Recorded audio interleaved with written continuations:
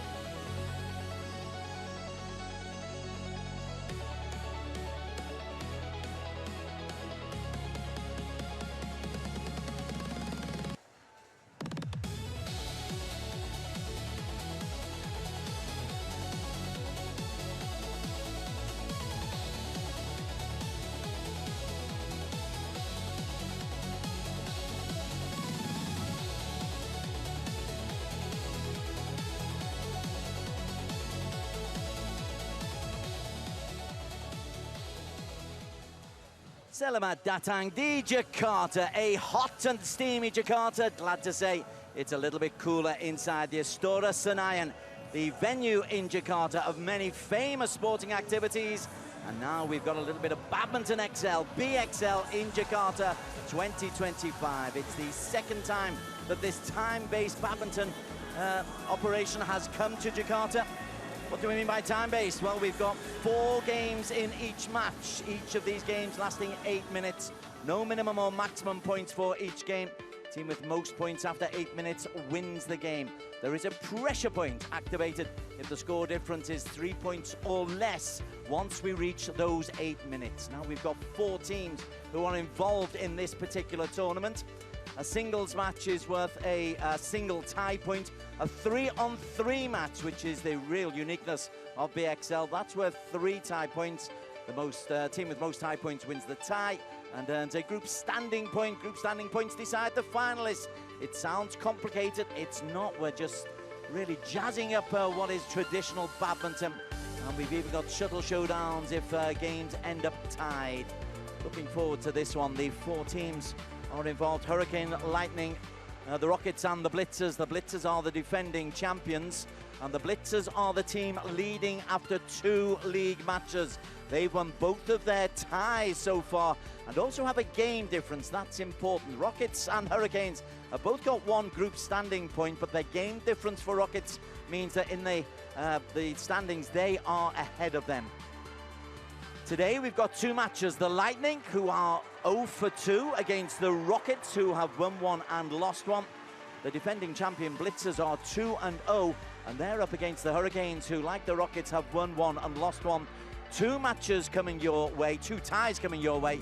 First coming up at 2:30, the second at 7 o'clock tonight. All 4 teams are still in with a chance of making it to tomorrow's final. The $750,000 US up for grabs, so it's well worth getting into the final. The scenarios are simply if the Rockets and the Blitzers win, they will go through to the final. The Lightning, well, they simply have to win, and then they must rely on others losing badly. They must rely on other scores going their way. The Lightning, with no wins so far, must really win match day number 1. There are scenarios in which all 4 teams can still make it to the final. And I can tell you the organisers of BXL are very happy about that, because there's a little bit of jeopardy coming right the way through to the final day. order of play today in the first match, Lightning versus Rockets. Yuta Watanabe is coming in. We've not seen an awful lot of the exciting Japanese. He's going to be playing in the first 3v3 match. It's a contest that the Lightning simply must win. Des Corkill alongside Ben Beckman to the side, describing all of the action going on today. And Ben, well, we've got Victor Axelsen in action later on today. But for the Lightning, they've just got to win and win big. They certainly do. They've got to pretty much win every single match there. And I do think bringing Watanabe in might give them a good chance. Okay, so Watanabe will be one of the 18 members from the Lightning who are about to be introduced onto the court. It's all razzmatazz in BXL.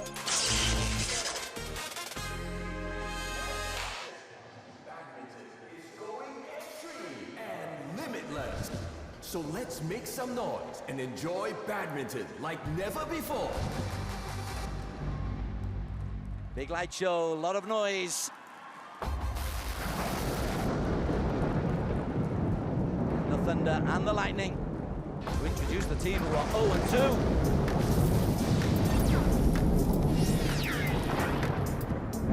Please welcome to the court, Team I wonder how they're going to Lightning. come out today. Will there be anything different? Oh, it's similar. Victor Axelsen, the leader of this team that includes Alfian, includes Izudin, and Yuta Watanabe. We've not seen an awful lot of him, as well as the current Asian champion. Well, we're going to see a lot of him now. He is the centerpiece of every start to the match. It's all fun and games at this stage, but I tell you, $750,000 US is up for grabs. And these are competitive athletes, will not want to go home without a good pay packet. Up against them, an equally motivated Rockets.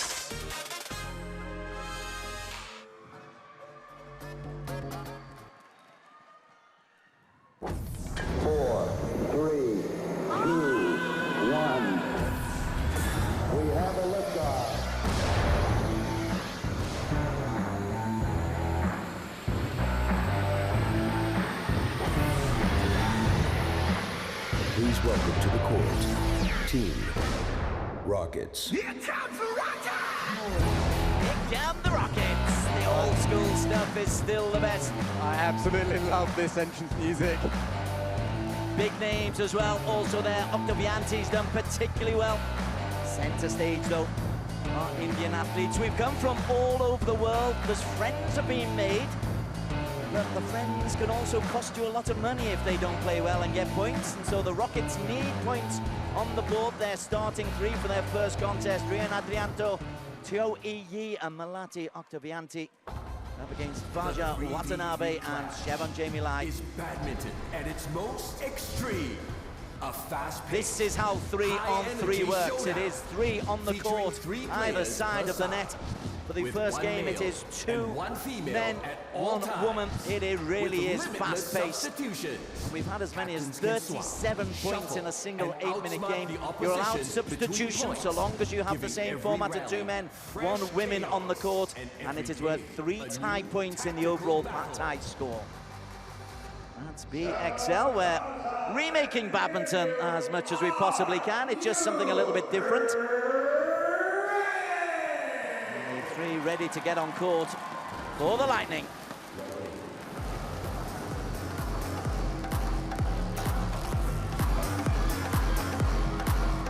They've actually not done too badly in the 3-on-3. They're 1-1 in this men's 3 versus 3 in the tournament so far. Raja Alpian, Yuta Watanabe and Shevon Lai are the 3 for the team in blue.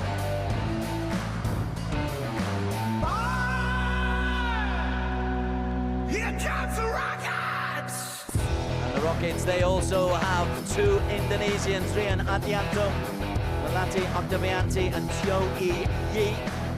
I'm just noticing here as the Lightning have both teams come out, the Lightning have made another substitution. Sir Sweat starting. I think on the graphic it did say it was Shevon Jamie Lai. What's meant to be Shevon. Yep. So substitutions before the start. I told you BXL are being innovative. Let's have a look at the Lightning. I think Lightning did that yesterday as well, didn't they? They did as well. They're just trying to play with our heads. That's all they're trying to do. Yuta Watanabe, the 28-year-old, comes in, 2 times Olympic bronze medalist. He's nearest the camera. Wonderfully quick around the court, Watanabe. Yeah, he is a real joy to watch. I really hope that we get to see him do his famous stop drop in this match. That's the one shot I want to see of him. Roger, Alfian, you said you wanted Watanabe and Alfian to be alongside each other, playing towards maybe the back of the court or the middle of the court. And it is exciting, a left-hander, left-right. And say Ying Xiet, as you say, she comes in. Mixed doubles ranked number 7, 6 World Tour titles, but the current Asian champion. She won that in Ningbo earlier on this year. It's a strong lineup for a team who haven't won here at BXL. It is. I know all of the male players for the Lightning have all been world ranked 1 at one point in their career. Very strong. As for the Rockets, well, purple is the team colour, red is the team shirt. Cho Yi, who's furthest from camera from us, the Malaysian, 32 years of age now. Very, very involved, very vocal as well. Octavianti has probably, I think, been one of the standout net players. Yeah, she certainly has. She's got great touch, great vision. I think we saw one shot from her yesterday playing it off her right ear, and it was a winner as well. And Rian Adrianto, 29-year-old, 12 World Tour titles, currently world ranked number 7, Rian. But the Rockets in this 3-on-3 are 1-1. They've won 1 and lost 1. Arin Ninsankun from Thailand is the chair umpire. And once again, we'll give a little thumbs up and a hats off to Azat Rusli, the service judge. They've not needed to get too involved, the judges. Largely because it's a fun event, but money is at stake. A lot of money. $750,000 up for grabs. You make the final and you win that final, and you're going home, each individual with the best part of Ladies and gentlemen, US. Not bad for on a my week's right, work. Rockets. And on my left, Lightning. Lightning to serve. Level, play. Lightning in blue, 8 minutes of fast action coming your way.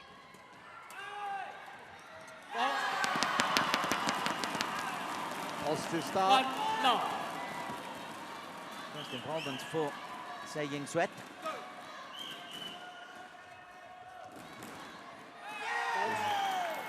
Service over.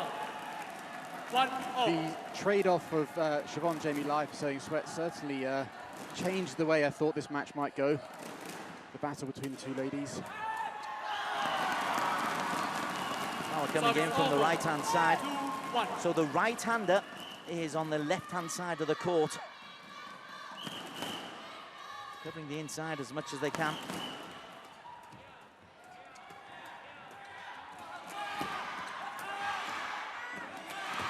Oh, it's a bit too steep, that one. Service over. Over the net. Oh. Yeah. We're trying new things on BXL, but we're not going to change the over the net rule. Watanabe, first involvement. Excellent play from Lightning. This is kind of why I wanted to see Fajar Alfi and Yuta Watanabe, because they're both so quick, so fast. That's not to say Nuruddin's a slouch, but I think the speed and the agility those two can bring could bring a different element to this game. Look at that. But again, that's another difference. I think we're going to see Alfi and Watanabe both moving up the channels. So there's going to be absolutely no space. If the Rockets hit one loose shot, it's going to get punished. 4-2, the early lead for the team in blue, for the Lightning. They must win, and they must win big. They are bottom of the standings. They've got a negative game difference of -6. So 3-1s are nice, but 4-0s would be good. I think for the Rockets, what's going to be quite interesting to see is the energy levels of the male players, because they only have 2 doubles players in their lineup and 2 singles players. Teo Yu and Ardianto have had to play a lot of badminton. And I wonder if we're going to see a little bit of that fatigue playing a factor here. Because it is intense. The players constantly tell us how intense it is. Yeah, it is. It's incredibly intense. It's not the amount of time on the court. It's the energy you expend, and I think you made an early point very nicely. 7, There was a problem 3. for Rian Adianto. And on the other hand, Yuta Watanabe should be the freshest player on court because we haven't seen him much. Look at that, both been pushing up the court. He has been cheerleading a lot. Yeah, he did say he was tired after doing a few dances for the social media team. Watanabe. Lost the point there, but again, a great 4, idea by 7. Watanabe to move up the court. But it equally countered by some great play from the Rockets. In 3-on-3, if you raise the shuttle, Yeah, just the slightest, it's going to come down. It's come off the back of 5, Saying Sweat. 7.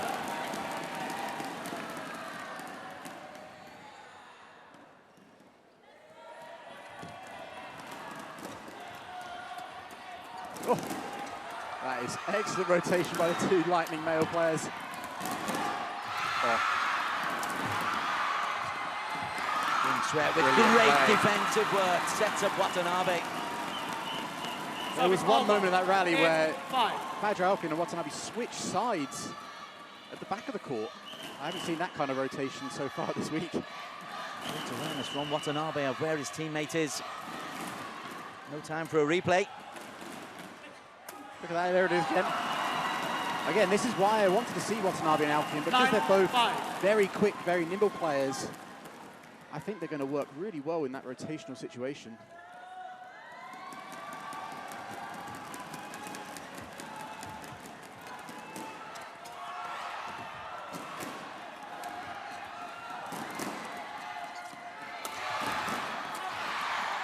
Oh, he's swung and missed that one.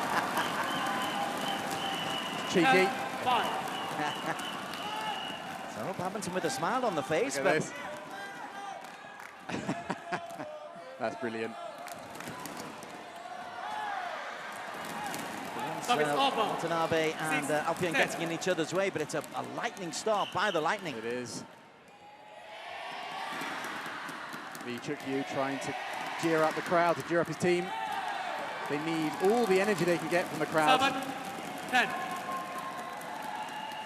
have to say, especially Tia Yi is looking a bit more subdued than we saw of him yesterday. I'm not surprised, though.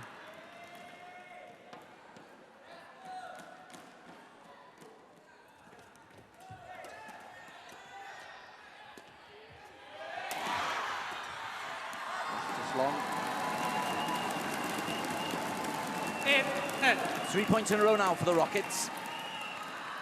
It's not been as spectacular as the Lightning charge, but they've eased their way back into this first game. 2 minutes on the clock.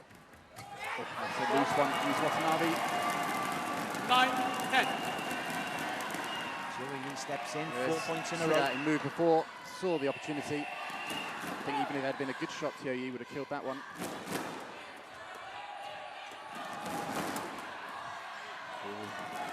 Five in a row. 10, 0. The Rockets have done really well to get back level in this one, I must admit.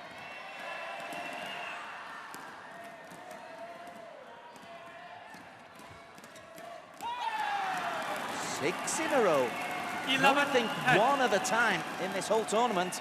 We've had 6 in a row in a 3-on-3.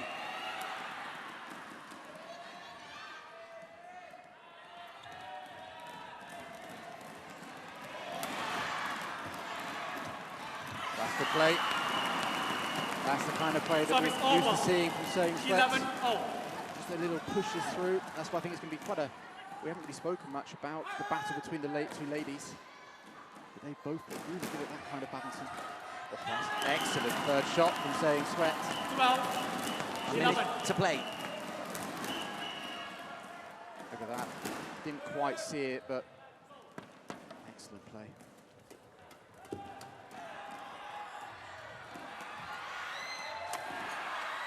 Oh, it's tickled the tape, and Alpian, he's in a cheeky mood, is Fajr Alpian. He's almost doing his celebratory thing. He does when he wins. Look, there's a little shaky dance.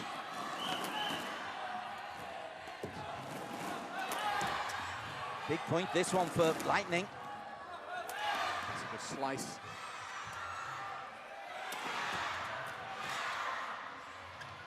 Yeah, taking Malati out of the game here. Not being allowed to get involved at all. Gone wide at the end of a long, long rally. Oh, gosh. That'll be the last point of the regulation 8 minutes. So because there's only 1 point differential between them, we go into a pressure point. Lightning just need 1 point to secure this first game. Rockets need 2. That's an amazing stat there. 33 pressure points at BXL so far this year. Feels like it.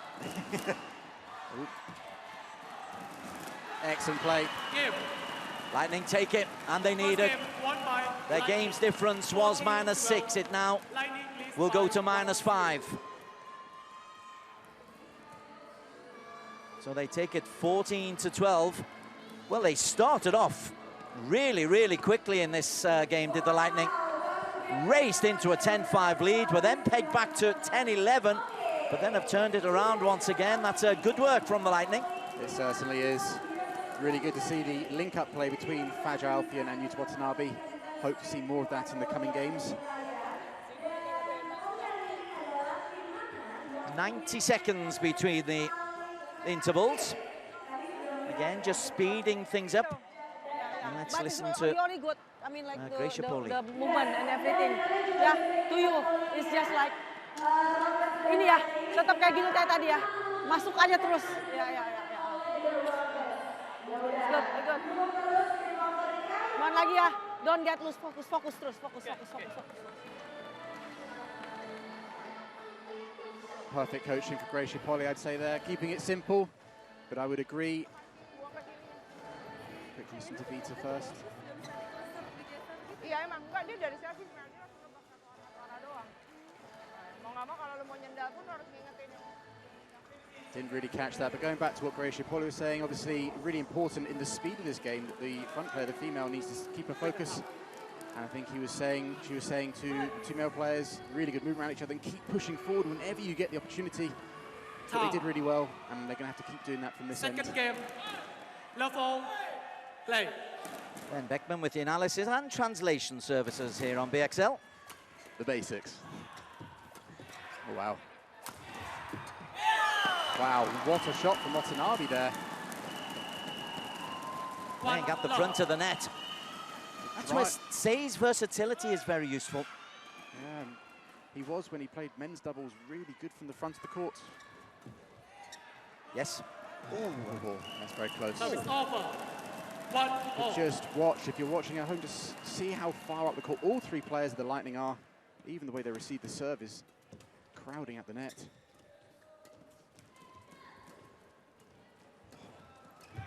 This is the slowest previously rally was.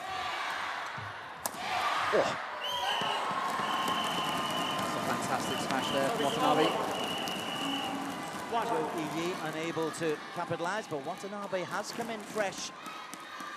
He has. There's another. 3-1. He'll look very silly if one of those drops in. Yeah, he will do. Shot. Good. Give her a chance at the net, Octaviante, and she will punish you. Yeah, I think the Lightning did really well to keep her kind of out of the game, keep her subdued in the first game. They want to do that again here. The lead, not quite as exuberant this time from Fajar Alfian.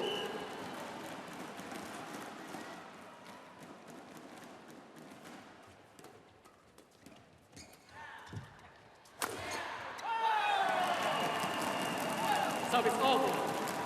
3-4. Spoke of the energy levels of the Rocket players, but Ardiantis still got plenty in the tank, clearly.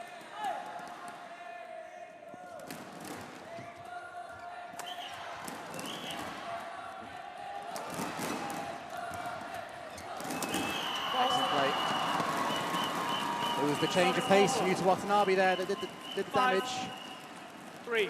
Axelson doing the coaching from behind the bench.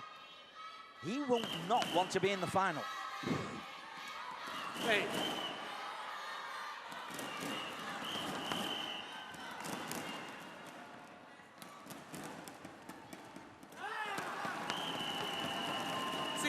3. There he is, Victor Axelsen. Fiercely competitive.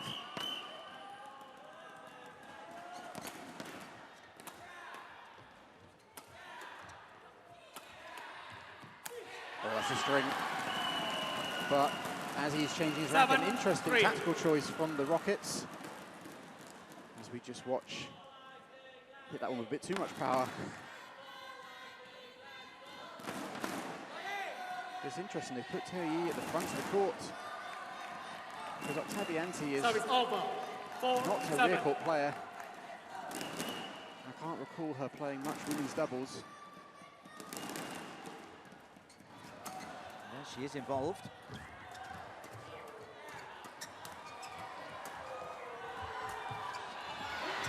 They are looking to rotate it to the net.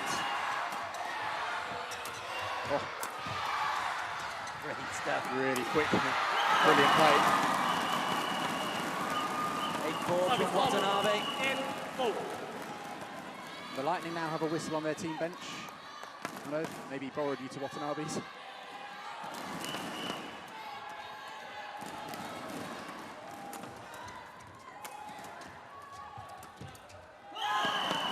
They're giving this a go, are the Lightning. 9-4. We've all written them off. I know I'd written them off. You look at the standings, their game difference is bad, their points difference is bad. They must win, and they must win big, and they are winning big. 10-4.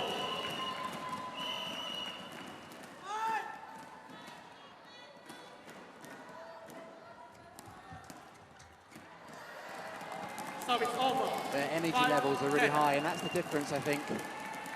I wouldn't be surprised if the Rockets are feeling a little bit tired. They have to be on court so much. Just wide. Again, we had a 10-5 in the first 10. game, and Rockets were able to put together 6 points in a row. So let's not write them off just yet, not with 3:15 still to play.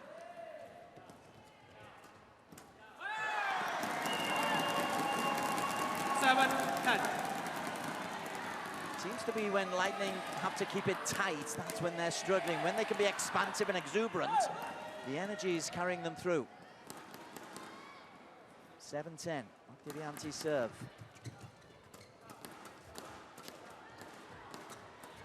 Alfie moving all the way up. That is clearly the game plan for the Lightning team. 11-7. Watanabe and for Alfie, any chance they get, stepping up next to Seo Sweat at the net. Fault. Nicely played. Quick. 12-7. When he made the error in a similar situation, he didn't step into it. That time he did.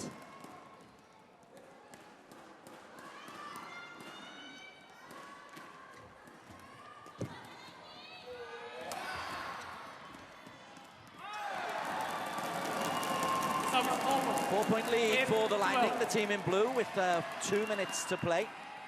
Rockets haven't really got going. They're not far off the pace, but they are off the pace. As shown by that point. Service over. 13-8. Again, I've said it a few times, but I do think it's the fatigue playing a factor for the Rockets. Yes, I reckon if there's a big 6-foot Dane shouting at you, that's motivating as well. Excellent play from Seo Sweat there. 14-8. That lead is up to 6 with 90 seconds to play. Victor liked it too. They're just on to everything so quickly. And also, I'd have to say this is the best I've seen Seo Sweat play this week. She's really exerting her dominance at the front of the court.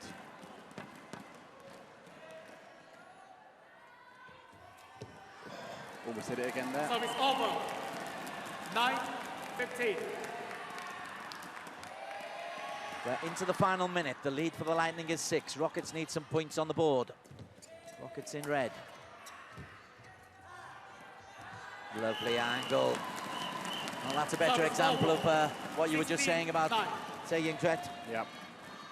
She has got lovely control and touch. It's not like she hasn't shown it a few times this week, but she's showing it plenty in this match. This tie, sorry. Service over. 10-16.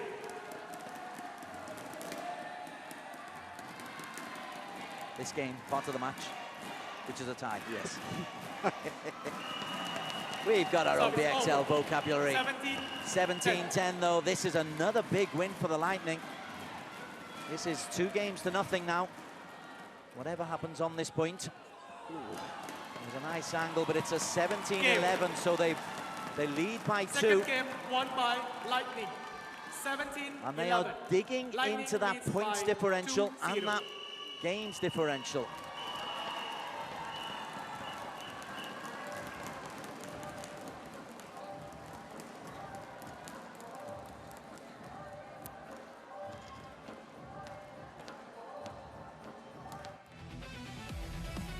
Second game highlights, and hopefully we'll see some of the work from Ying Sweat. You have been very complimentary of her work. You also called quite rightly that the Watanabe Faja Alfian combination had worked very nicely from the back. They did. I asked for them. I wondered whether they could have done it yesterday, but that's mute. They brought it on today, and it's been incredibly effective. Here it is. There's an energy about the Lightning that we've not seen so far from them. They were unlucky to lose to the Blitzers on match day 1. They lost in the ultimate shuttle showdown. But then they were well beaten by the Hurricanes, losing both 3 versus 3 matches. But now they're leading by 2 games to love here. They've not won it. 4 games are played. Sets are played. No matter the score. 15 seconds And that remaining. means that if the Lightning win the next one, they'll win this particular match. But they'll have another chance to pick up a 4th game. And it's crucial for them, isn't it? They have to pick up every single game they can. Yep. And hopefully with the kind of points difference that second game was too. But they were minus Third 48 game. at the start. Level. On points. Yes. So it helps. They're down to minus 40 now. So Ying Sweat again. Love. I think Malati might need to change her return of serve. Maybe push it slightly to the side of Ying Sweat. A little bit like that. 2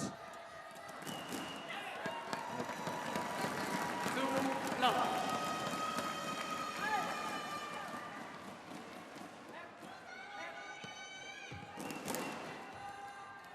Another one. Another fast start from the Lightning. All 3 games now. 3 love. The difference in energy on both sides of the court is so stark. Oh, Alfian.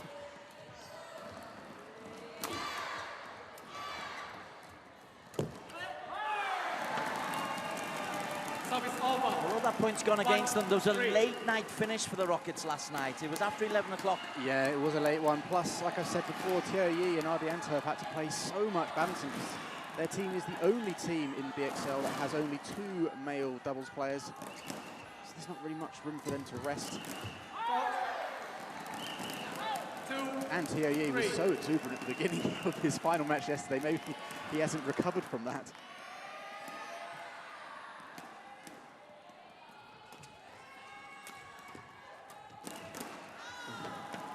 Service over. Fortunate. 4-2. But I like the idea for the Rockets there. There is space over the top of the Team Lightning because Alfian and Watanabe are pushing forward at any given opportunity. 5-2 the lead. 5-2. It's a 3-point.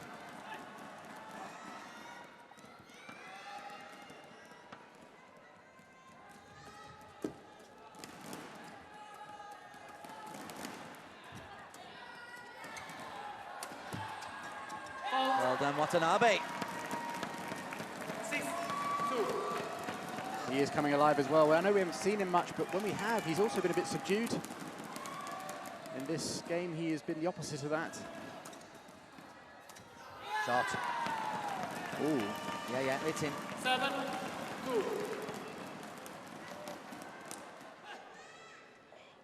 Quick reactions from Ying Sweat.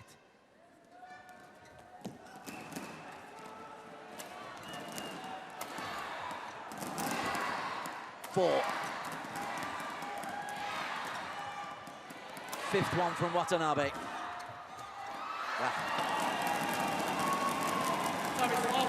One criticism for Watanabe, I'd like to see him vary the speed a little bit on his overhead shots. He's just smashing it fast and down the center every time.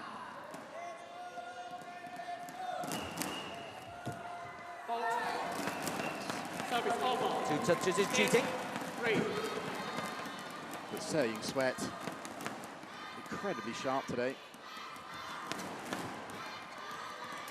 That's a better shot. Oh no. They've recovered it. Good scramble recovery. The Lightning are... Oh, what is that? Yuta Watanabe apologises to Faja, because that would have been Faja's point. That was an incredible backhand cross-court shot there.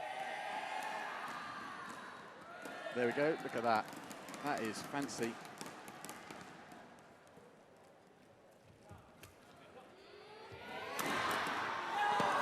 Well, he buried that one by hitting it harder.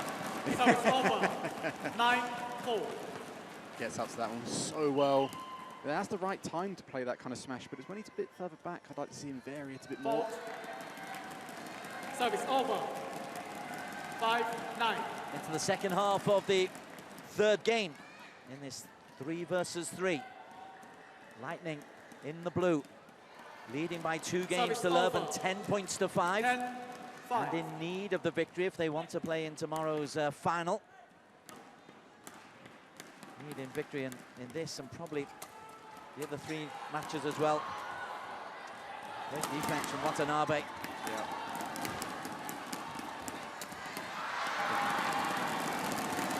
Sergey Sweat there, an example that she is not as comfortable at the back of the court as she is at the front.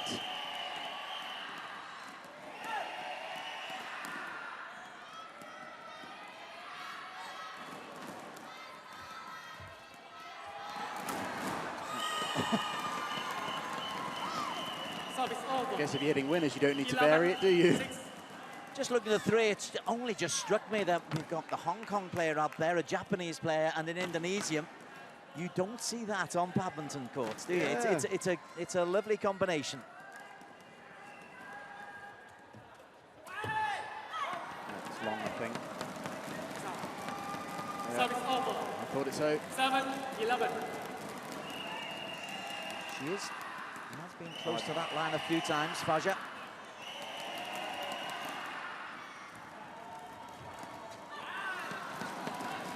There's your girl again, Ying Sweat. Yeah. 12-7. I mentioned the male players for the Rockets being a bit tired, but maybe also for Octavianti. She's also played a lot of badminton at this event. And Sergey Sweat has played slightly less. There's another one. 13-7. That's worth a tactical question on the captains, whether or not players have been held back.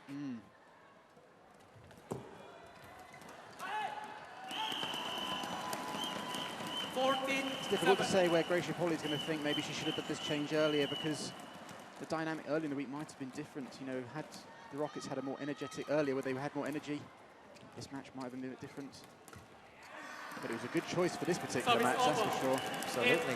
1 minute 30 to go, 6 points the lead for the Lightning. They lead by 2 games to love.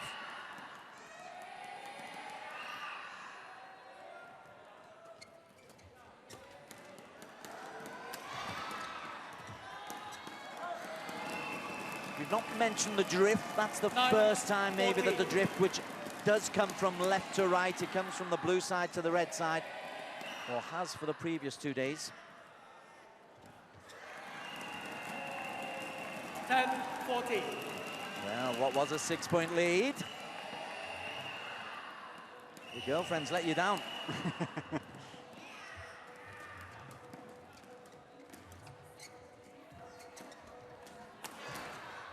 Smash again. Maybe Watanabe didn't need to listen to me.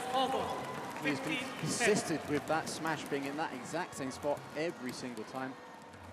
I think the last 4 times he got up to it, it's been winners every single time. Right, to get into a pressure point, the Rockets in red need to win 2 very quick points. There it is again. Exactly. Right. It's a 4-point lead. 11-15. Oh, she taking a bit of time there, the Lightning. A tactical shuttle change, I believe. 4 seconds to get the serve in. The Lightning are really easing their time. Oh, we're going to get a let. Game. Oh, they've called the game. Yeah. Oh. Third game, won by Lightning. I think 15-11. Siobhan knew what she Lightning was. leads by 3-0. Gets the thumbs up there. Well, for once, the umpires, I think, have been caught out. Yeah. But the Lightning, well, a little bit of gamesmanship, which we haven't seen so far, to prevent the point being taken quickly. 15-11. They've won this particular match. They have, but obviously, as we know with the standings, they need to come out in this fourth game equally as good to try and get another game under their belt. Game 3 highlights the smiles are there for Octavianti, but the quality is coming from the other side of the net. Despite the evidence of that first shot. And that shot. And that shot.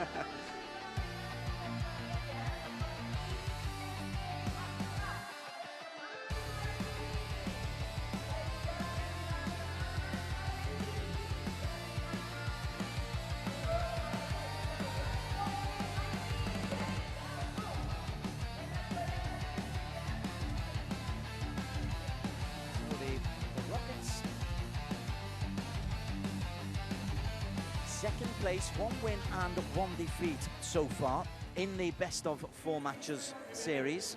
Players on court. A little bit of chilled music in the Astora just to introduce us.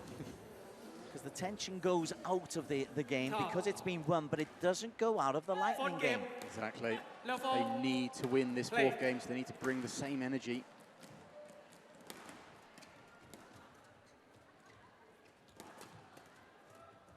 Fault. Oh. Which I have no doubt they will do, Service over.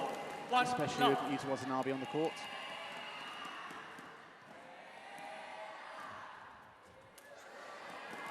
Bit of fortune for Octavianti. 2 love. For the first time, there's a fast start by the Rockets.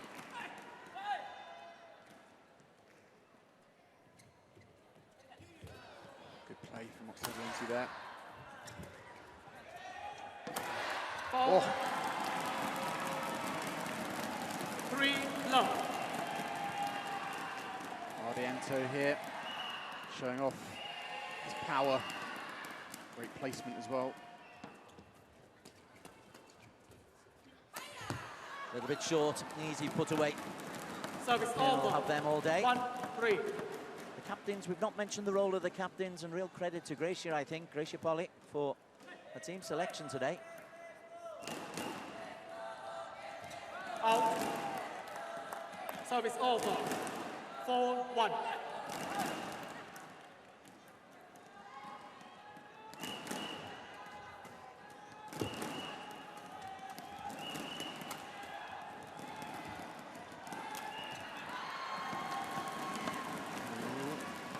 Service over.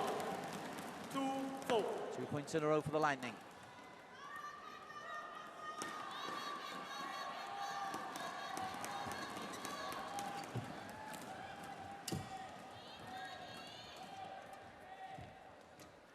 All 3 Lightning up almost on the service line.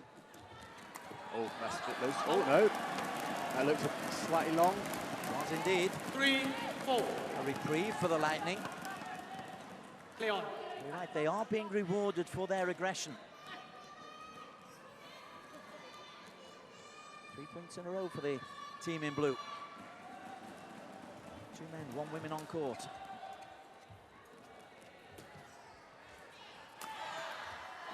Lucien, this is the error from Service over. Saying Sweat. 5-3.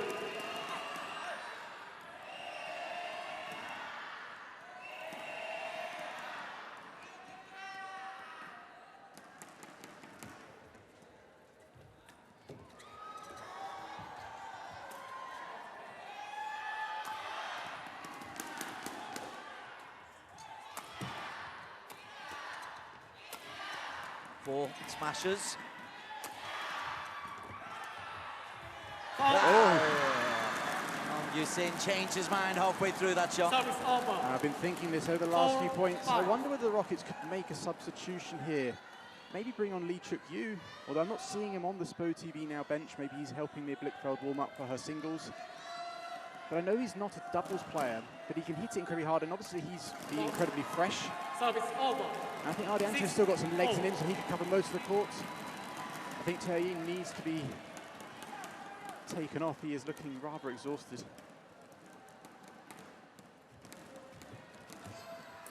Yeah, look at that, that's another example. Earlier in the week, Tae was always stepping up. 5, Here, he's 6. almost static, stationary, hanging back. He didn't even move his feet for that one.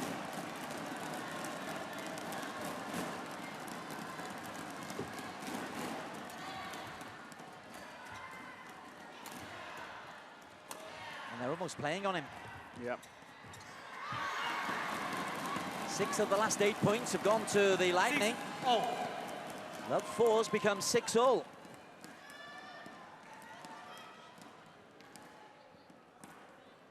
In the scenario as we were talking about before the start of today's games, Lightning hardly considered.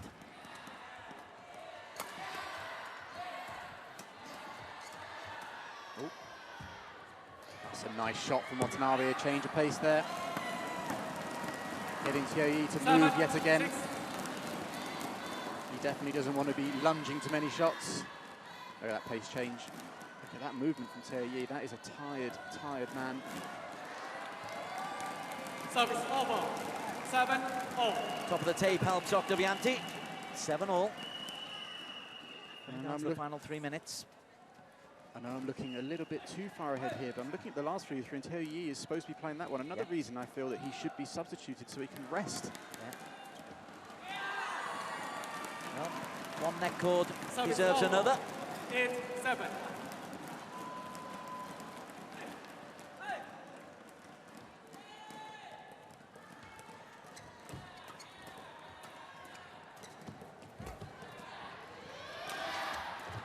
Sweat moving out of the way. Now she can get back involved.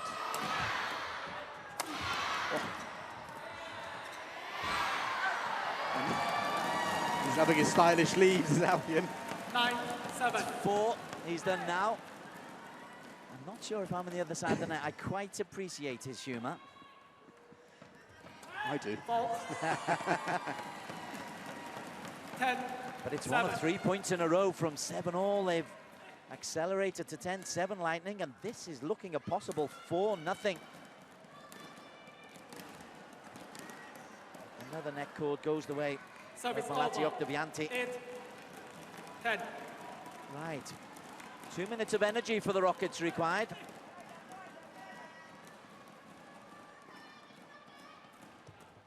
It's good play. Service over. 11. This is where they've been so good. Either Yuta or, that case, Fajr Alpin stepping up.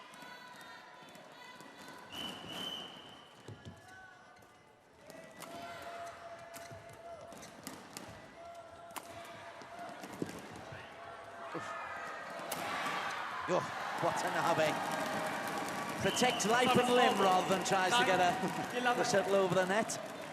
It's another great smash from Ardianto, though. And it's pulled Rockets back within 2. I think anything that comes up, unless it's right over Tae's side, I think Ardianto should be moving to take it.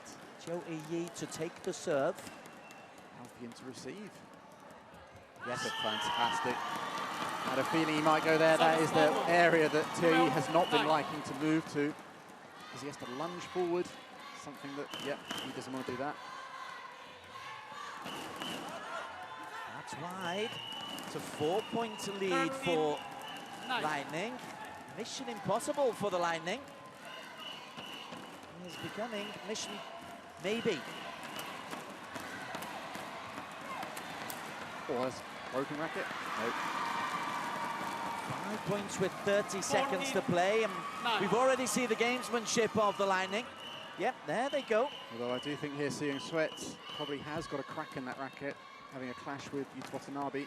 But then the racket wasn't where it was meant to be, so there's another 5 seconds gone. There's only going to be 1 point. They've got another point on the board. They've got another game win here by 15 points to 9. Game. Well, well, well. And that's a good points difference as well. It's a great points difference. A great performance from the Lightning team. They brought the energy, they brought the excitement. They had a good tactical game plan. I think they were helped by a little bit of fatigue on the Rockets' behalf. Lightning win this by 4 games to 0.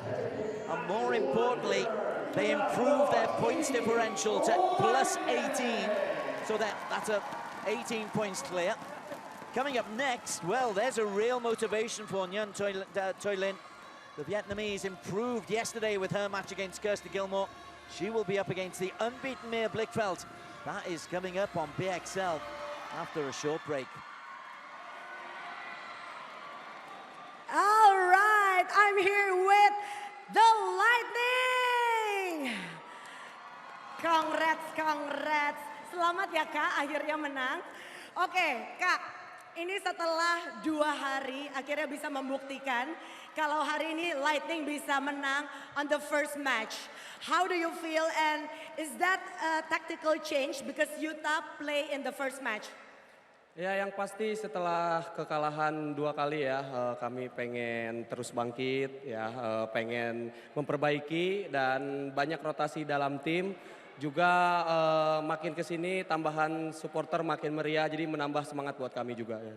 Oke, kalau gitu, any words for all the fans here? Apa? Words, mau bilang apa? Ya, terima kasih yang sudah datang, terus dukung, terutama Lightning ya. Semoga kami bisa menang pertama di hari ini. Optimis go to the final ya? Harus optimis sampai titik darah penghabisan ya. Okay, let's go cheer for the Lightning. Okay, right Roger now, Alfian. who wants the signed Well, shuttlecock? he was on a high. His involvement alongside Watanabe made a real difference in that contest, and it gives the Lightning a chance, an unlikely chance, but they could still make it to the final. They certainly could. At the end there, he was saying, we must be positive. Yeah, must keep the belief that they can do it. And he certainly given them the best opportunity, the best start. Oke, kalau gitu, terima Starts a little bit of a riot in the stands to pick up the shuttlecock that is signed by Alfian. Here is the result so far, a 4-0 victory. Say Watanabe and Alfian, what a start they've given the Lightning. Can Nguyen Toi Lin, can Victor Axelsen, and can the second 3x3 pairing really build on this and produce the most remarkable turnaround for the Lightning? BXL, well, we promised you surprises and we've given you a lot of early action in this first game. Let's see if they can carry it on. We come back in just a little while for the women's singles. You're watching BXL Jakarta 2025.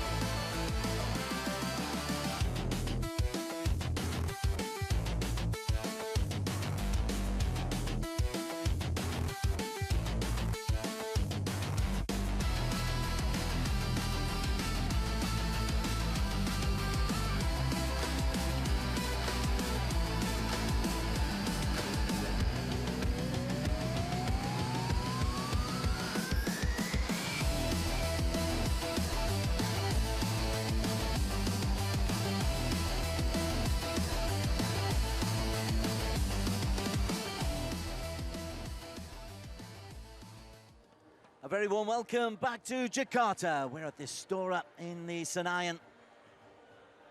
We've got the Lightning versus the Rockets. It's day 3, the final day of group matches in BXL.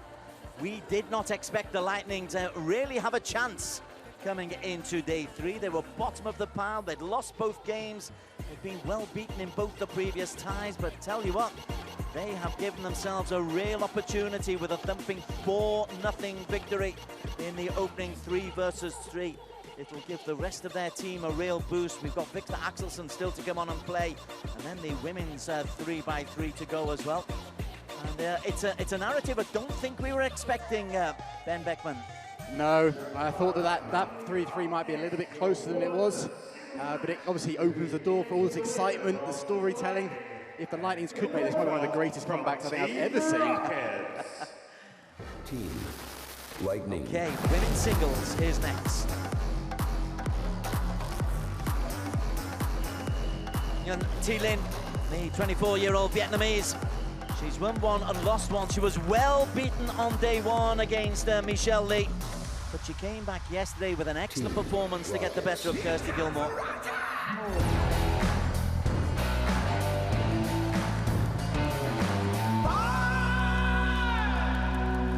Here comes the Rockets! Mia Blichfeld from the Rockets. The Dane has been in fine form. 2 matches played, 2 wins. She says she gets very emotional in these games, but she seems to be responding well to it. She is. She's adapting to it well. The way she played yesterday was so good. I was very impressed with how calm and composed she was, and also the tactics that she utilised. She pushed up the court absolutely brilliantly, and I think that'll be key again today. As for Nguyen Thi Linh, I called her 24. She's actually a bit older, my apologies. 27 years of age now. World ranked number 18 at the moment, which is just 1 place below her highest ever, so not being able to break into the top 10. Maybe victories like this in this atmosphere will help her confidence. Plus the fact she's up against a player who's been in the top. She got up to number 11, I think, Mia Blichfeld. Currently world number 25 in the world rankings. This could be close. Yes, I think this is going to be a really interesting match. Obviously, we've got the pressure of the whole situation. Mia will be looking to deliver another point for the Rockets, an important point, and obviously Thi Linh Nguyen's going to have to deliver a point to keep her team in this competition. High as 11, yeah, I thought she would. So she has got that capability, but it's a good 6 years since Blichfeld was as high as number 11. In their head-to-head, it's 1 win. They've only met once before, and that was a victory for Blichfeld. This will be a contrast in styles as well. Blichfeld is a tall, rangy, seconds remaining. Good athlete. Thi Linh scampers around the court. Yes, she does, but she also has got some very stylish attacking shots. We saw her forehand smash down the line yesterday, proving very effective. And I think that could be something she used today, but I do think she needs to step up the court like Mia did yesterday. Mohammed Iqbal, the service judge. The main umpire is Shaiful Bakri. Players have done their Victor warm-up. Just 90 seconds they're given to warm up. I do like these little initiatives the BXL have introduced of quickening things up a little bit. Sometimes on BWF you feel there's a chunk of dead time. It's legitimate time. Ladies and gentlemen, on my right, Rockets. And on my left, Lightning. Rocket is serve, level, play. Lightning need the win, mind you.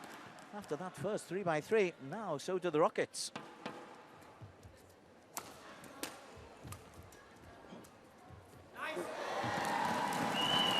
There's a little journey along the top of the tape. Yep. Fantastic shot that is.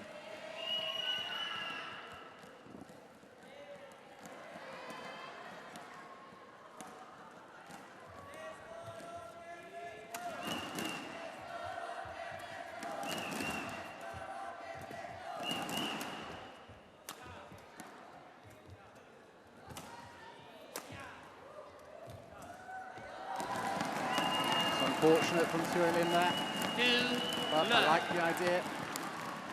She has to force herself to take that front court as early as she can. That's been the key. It's the key in general singles, but it's been massive in this tournament.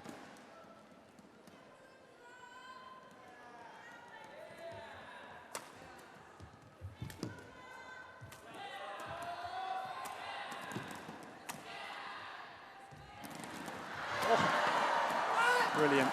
Service over. 1-2. We're going to see so many battles in and around the net area for sure in this game. This is just one of them. Fantastic net cord net shot there. Mir did well to actually get it back.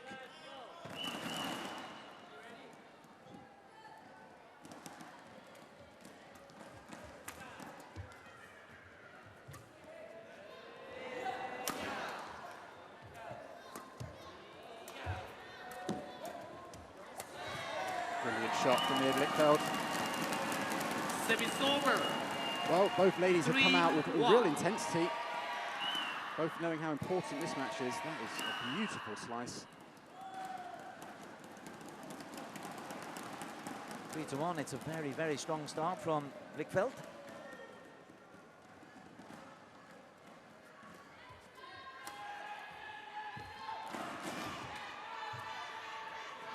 It's going to drop in. Yep. Been by a long way. 4-1. In the women's singles in particular, the drift seems to come into play an awful lot more. It certainly does. That held up quite a lot.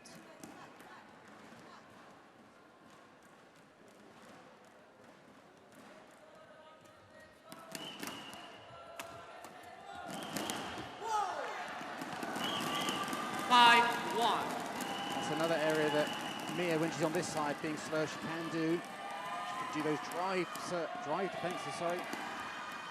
Those aren't going to go along with the lap line.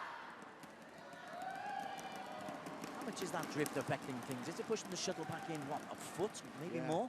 I think a little bit more, actually.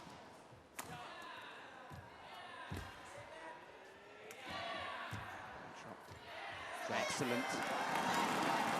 Service over. 2-5.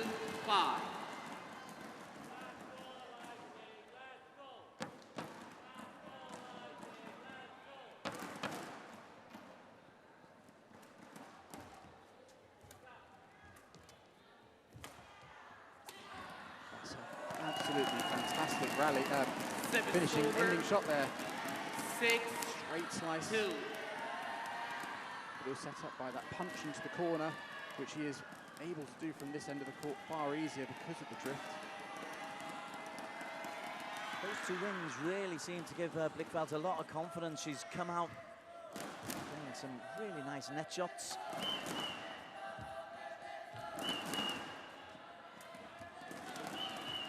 Wow. That is a sign of confidence there. 7-2.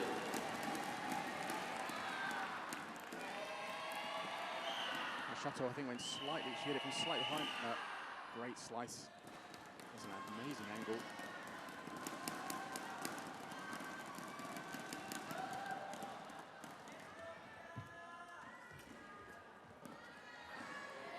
Good leave. Yeah, it does seem that the drift is the same as it has been on earlier days.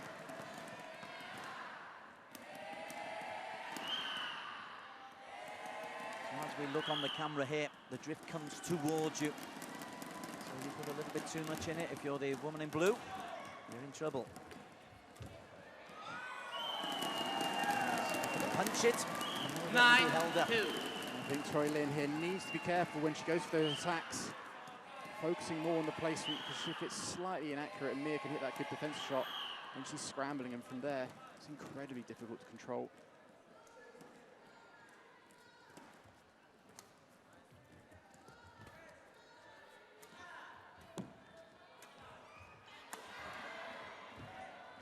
That's a fantastic shot. Then That's 4 times now you've said that's a fantastic shot, which suggests she is in rich form. I think the difficulty for Troy Lynn is, if you saw just there in the replay, she is a little bit far back, and as much as she knows she needs to push forward to try and control the front of the court, Mia then has been using a few flicks into the deep corners, so Troy doesn't know whether to look for the front court or the rear court.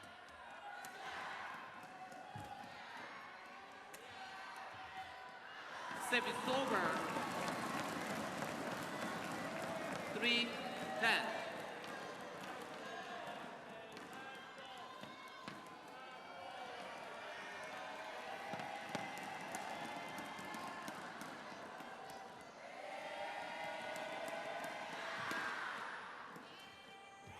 Service over. 11-3.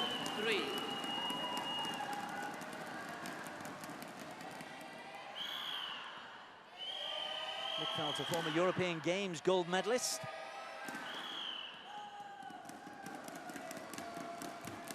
And a former European champion. 4-11. Some of that form here. Showing a lot of that form here. Service over. Excellent shot. Good technical skills. 12-4. Be able to turn the racket head last second. Looked like she's going to the forehand corner, but turned it to Tori's backhand.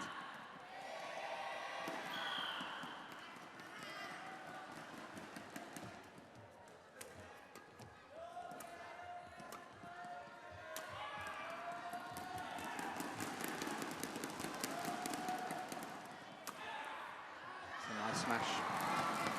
Service over. 5-12. A little bit too little, too late though for Yun. However, you want to take momentum into the next game. You might lose the first game, but momentum can be useful. And also just maybe help with the points difference for her team. Might lose the game, but she can at least minimise the points difference damage. Good point. 6-12 it is.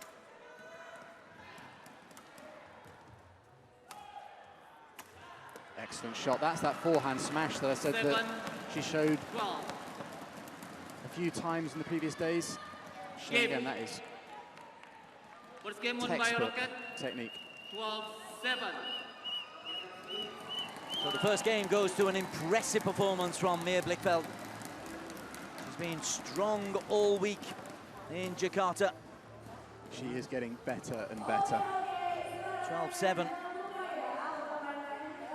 Admittedly, at an end that has favoured just about every woman who has started in the women's singles here. The drift is a significant factor in the women's singles. Yes, it's going to be very interesting to see how the second game goes.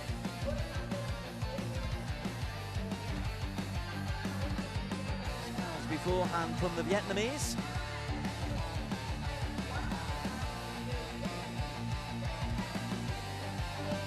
She's had a difficult time.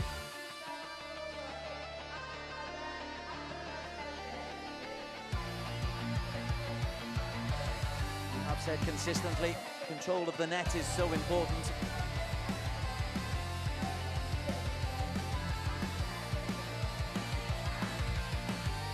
Also, seeing shots like that are also equally effective. Blichfeld taking the first game by 12 points to 7. First game on the board for the Rockets, both in this match and in the overall tie. Remaining. Players on court. Coming up later on today at 7 o'clock, Hurricanes versus Blitzers. Blitzers, the defending champions of this unique badminton event. It's the second year that BXL has been introduced. It is badminton, but with a few little extra zingers put in for us. Pressure points and shuttle showdowns. Level. Play. Place in the final still available for both of these teams. Finals take place tomorrow. Yeah, there is the drift that we were talking about. Tien Lin did not hit that particularly well, hit it very flat. But it kept in.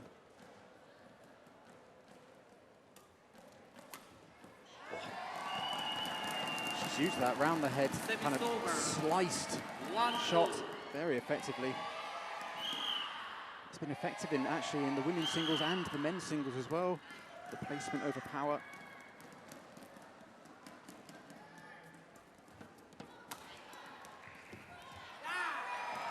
Excellent play. 2-1. It's almost like you know what you're talking about, Ben. But it is going to be key for Mia Blichfeld from this side of the court to do all she can to get as early on the net as possible. Allow her to control the court. That's a good shot. Service over. 2-all. Beautiful reverse slice drop shot here from Tori Lin. Excellent technique.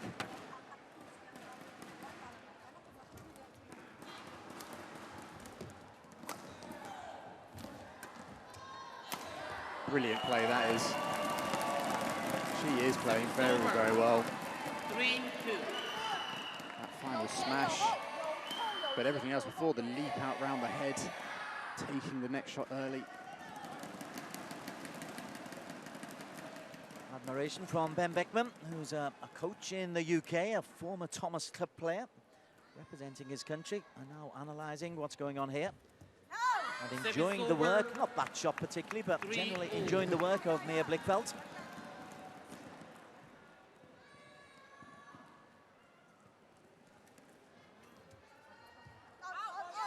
Good leave. 4-3. I think Toy Lin's going to have to keep stepping up the court. Can't hang back.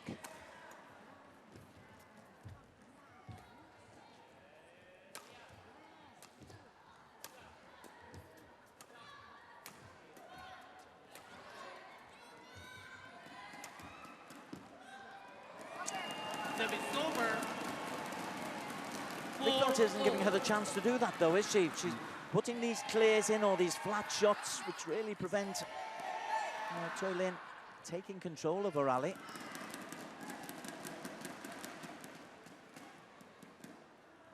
For all, second game.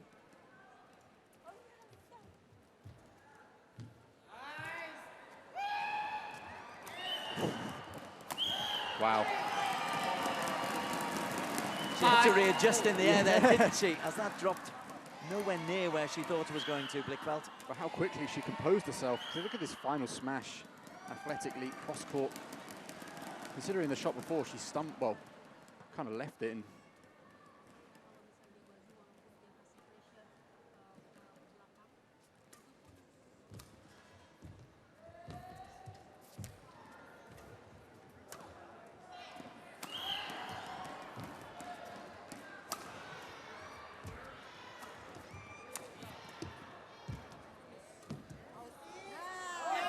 Long.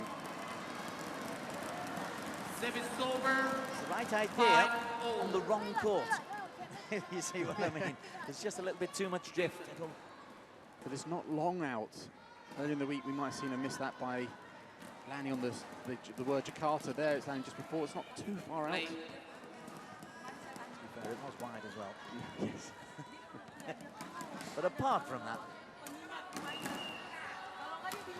at all.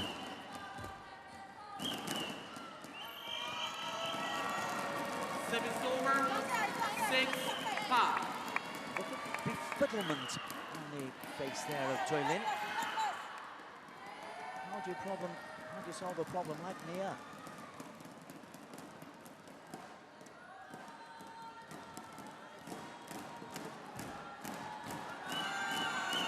Seven, 5.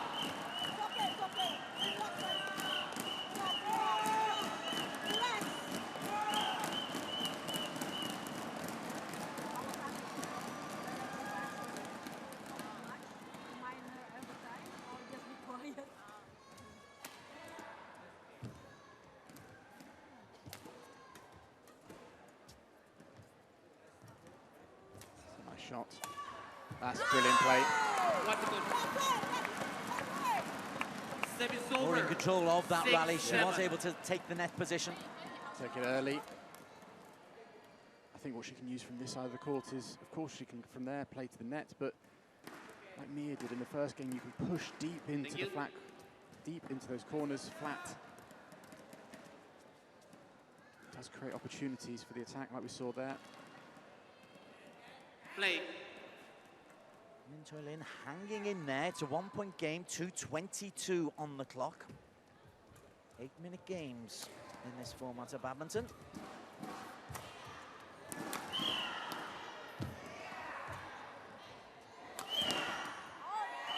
Good. Down the line. So that round the head, she's got her range absolutely expertly.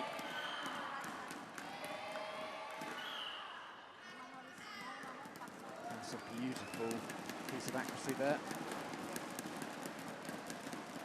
She has played that round the head corner, down the line, those shots amazingly in this game.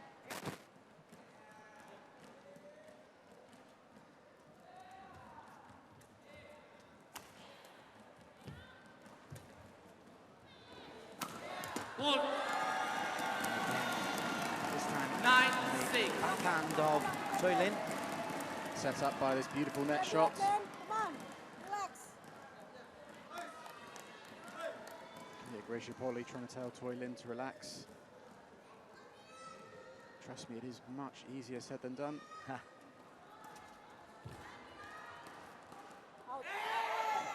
Just. It's over. Just. 7-9.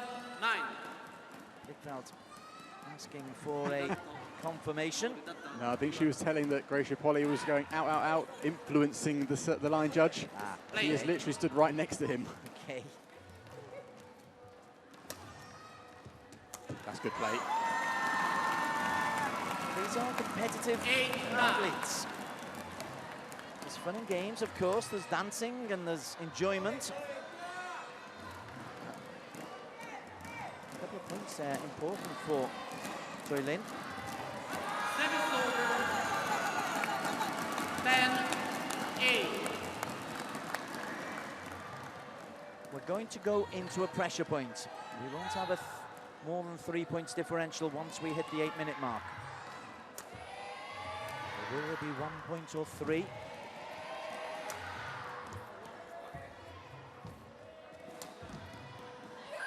The answer is 3.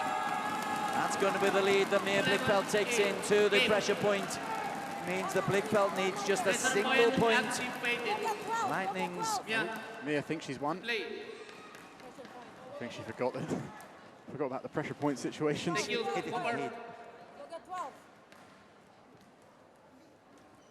All kinds of chaos. Moppers coming on. Blichfeld walking off, but points to play. Game. Now she can walk off. Second game on by Rocket. 2 mistakes, the same spot. Rocket leads 2-0. Not a good result for the Lightning. Not only is it a case of they lose a game, they also go negative -4 on their points differential. The advantages given to them in the 3x3 first match victory is being lost a little bit by the excellent form, it must be said, of Mia Blichfeld. The tall Dane is looking to be in mighty fine form. At both ends of the court, significantly, Ben. Yes, definitely. The way I thought that second game might be important because Mia was on what you deem the more difficult side, but she played it incredibly well. Took the front court, pushed up when she could. I'm wondering if Choi Lin has a problem with the style of play that she's up against. The fact that a tall, rangy athlete, Blichfeld, very similar in stature to Michelle Lee. Yes, possibly. That could be a very good reason. Certain styles of opponents will be your nightmare. Although, having said that, Choi Lin did win their last meeting, didn't she not? Blichfeld won it. Blichfeld won it, did she? Yeah. Okay. I know they played twice, but I think one of them, the last four, was in their junior days. 2014, I think it was at one of the World Junior Championships. When you were just a boy, Ben. No, I was. No, I. Take the compliment, fella. Take the compliment. Right, 2 games to love. It's been mighty impressive from Blichfeld. Play. In both a badminton and pressure scenario. And it carries on being mighty impressive. Choi Lin must not give up hope here. We know that she's going to keep fighting to the end. She's got to work hard to try and find some solutions to what's going on out there.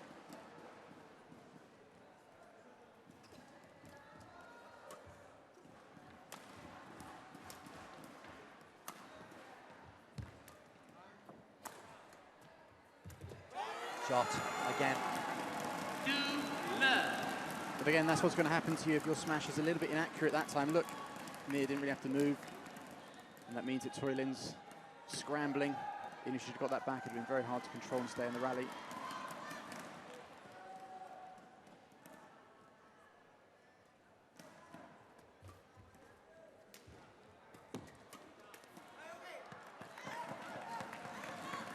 Service over.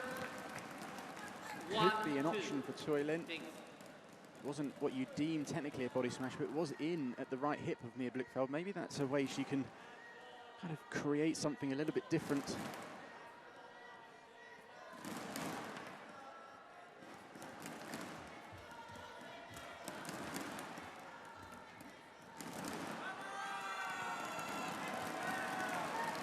Just look at the history books. They played in the final of the German Open, a Super 300 event in 2024.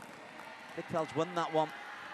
You know, the race to 21, it was 21-11, 21-9. So you're right, the style of Mia Blichfeld is probably something that Tuolin doesn't really do well against. 4-1.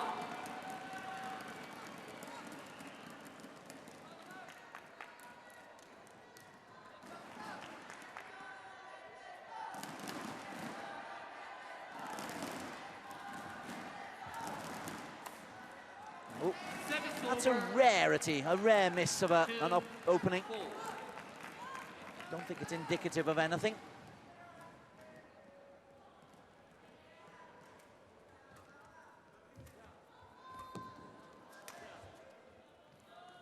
Oh, she watched it. 3-4. Oh, she's convinced. She's right there. We'll have to see a replay here. Well, it's not the best of angles. Ooh. Don't know. From here, it's hard to tell whether that's clearly out. 'Cause obviously, if any part of the court hits the line, it is technically in.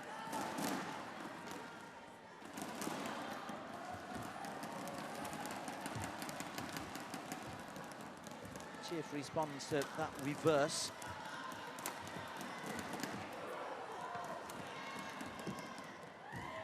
Oi, that is a brilliant shot. He's got a clap from Des, sat next to me. Celebration from Yuta. That is superb. We have seen her pull off some amazing technical shots. Maybe that can give her a shot like that can actually turn her momentum around. Indeed. She thinks to herself, hey, I can play this game. Oh, so can Mia, to be fair. That's a nice disguise. It was a slightly loose serve, but yes, you're right.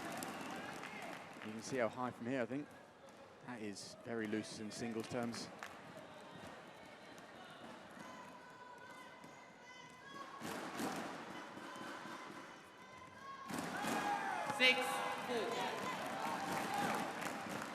It's amazing how she can hit a backhand crosscourt net shot of incredibly high difficulty perfectly and then make two very simple mistakes.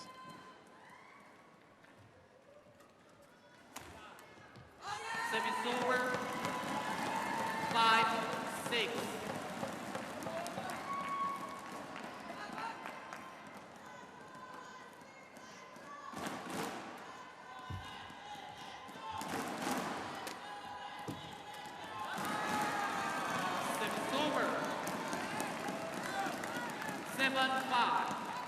Still talking to herself, a bit of self-coaching there from Blichfeld. She says herself she's very intense, and she does have that look about her, doesn't she?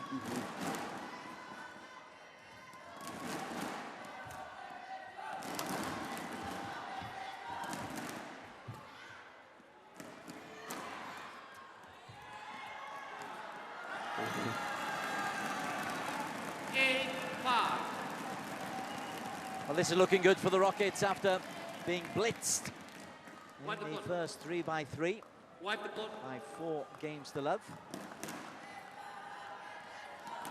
The lead is 2, and a 3-point lead in game number 3 as well. Well into the final 2 minutes and 45 seconds. Play.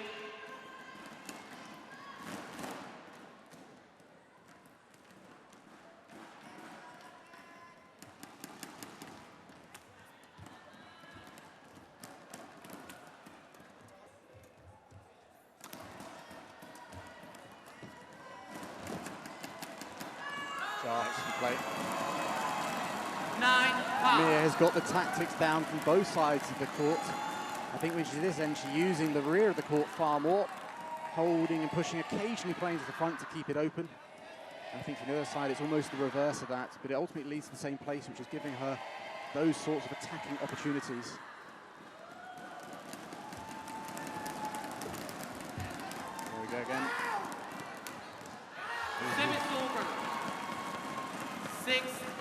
9.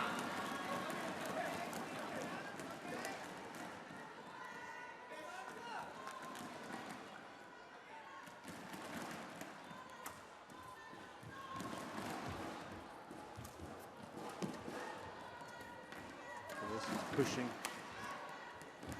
That's another one. That is brilliant shot. Service over. Playing a backhand from the forehand side. 10-6. Reverse across it. Look at this. Great smash come in. This shot here. Hold and flick. That is the sign of a lady playing with confidence.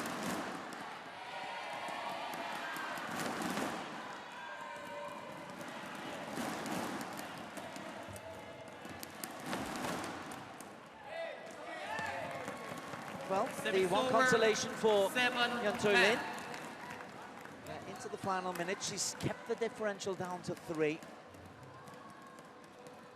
But she hasn't won more than 3 points in a row.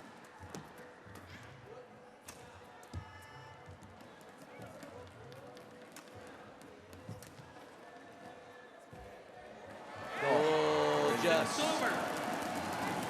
11-7.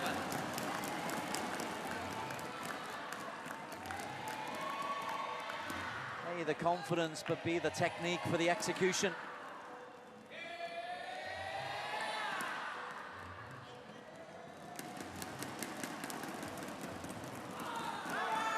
Out.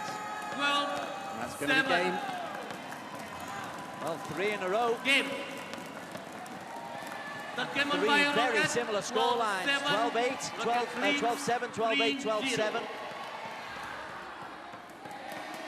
Suddenly the Lightning's hopes are fading. Really impressive from Mia Blichfeldt. When the players came onto the court, we hoped perhaps that this would be a close game. But Mia Blichfeldt is demolishing that. Coming up next, well, a change of mood. Victor Axelsen will have to do the business up against the redoubtable Kodai Naroka. That is coming up for the men's singles after the next game. But again, let's just admire some of the really, really good work that we're seeing from Mia Blichfeldt, the former European junior champion, showing that kind of form.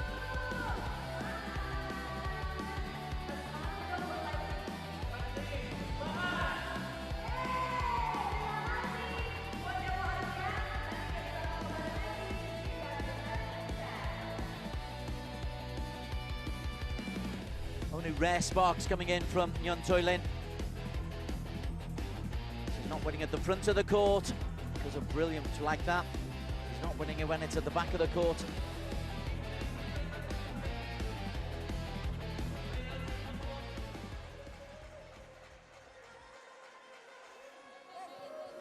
You're watching Badminton XL, BXL. We are in Jakarta, Indonesia, the capital city. The Players. Senayan complex, the famous Istora Arena. 4 games. BXL is not exhibition, it's competitive with a lot of money at stake. It's badminton with a little bit of a difference. Lightning in the blue. 1 love. Needing points on the board to try to get into Sunday's final. Rockets similar.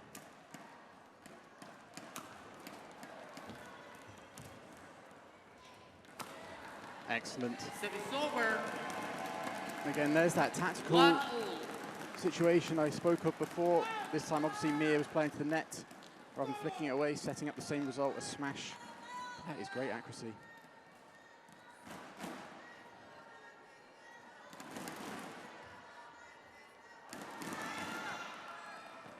Yeon Choi-lin 2-1. needs to raise her spirits. Her team need points.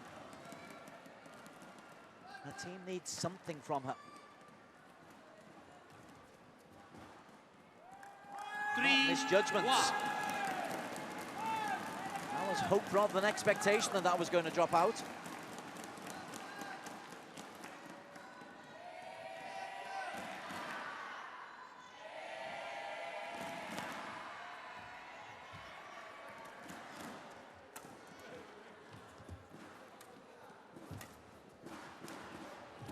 Shot. Service over. It's better. She has got a gorgeous touch, Young Yes. Choi Lin. She has produced some really nice shots, some fantastic moments. This is one of them, but they're just a little bit too few and far between. And I think a big part of that is Mia's not allowing her the time to be able to produce them.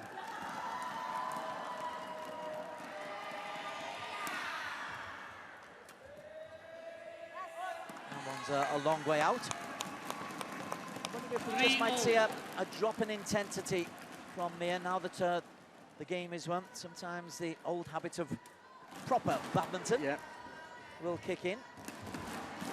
But I do think Mia, admitting that she's such an intense person, I think that's going to flow over into her competitiveness.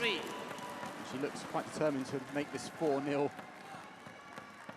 She has put that one out though, where she's been hitting the inside of the line up to now. Oh, okay. I'm sorry, Mia. I doubted you. 4-all, Mia. Again, I like the placement here. Excellent athleticism. But when she's done that, she's gone to the lines most time, that time to the body. Just another great example of variation.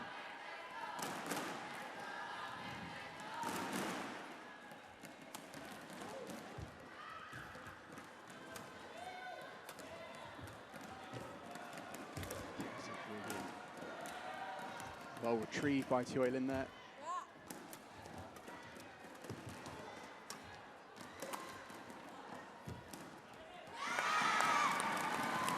Good rally, good resistance coming in from the Vietnamese.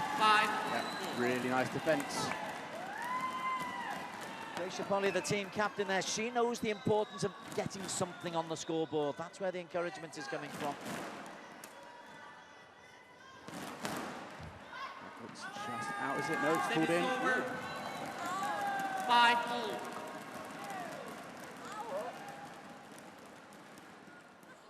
To be fair, Bigfeld's had a couple go against her. That one perhaps looks going close. her way.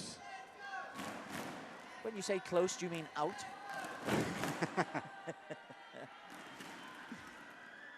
Sitting on the fence again. Those splinters must be really uncomfortable. 6-5. 6-5 Rockets. They're the team in red, the team in blue, Lightning in more need of this game.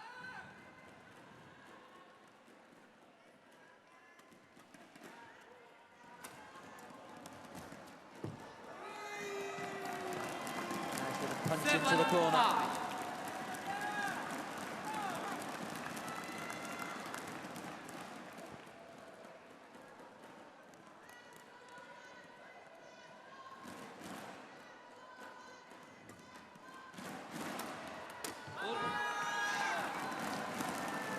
She is playing accurate badminton when she's attacking for the most part. I think she's hit more smashes out in that, within a foot of that sideline than into the centre.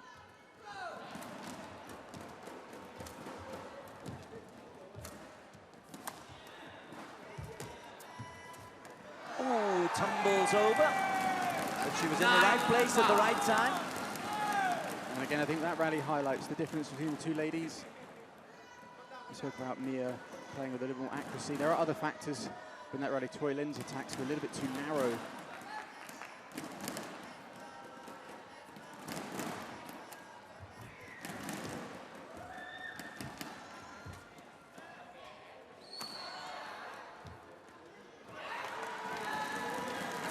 Over. 6-9. Tiny bit of the intensity's gone, but it's still a 9-6 lead. Encouragement, though, from the Lightning. One game would make such a difference to them. With Axelson to come and a 3-on-3 to still come. And that's a nice punch into the corner this time from the Vietnamese. Yep, that's the kind of tactic that Mia was using when she was this end. Holding it in those pushes into the corners. They're very effective in women's singles.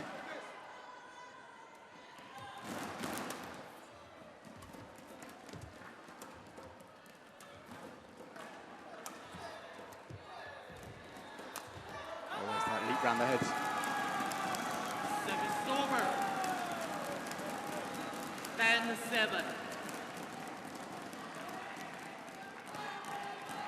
Plenty of good things for you to talk about when you interview at the end of the game. Yeah, there's a few things that I'm curious to know.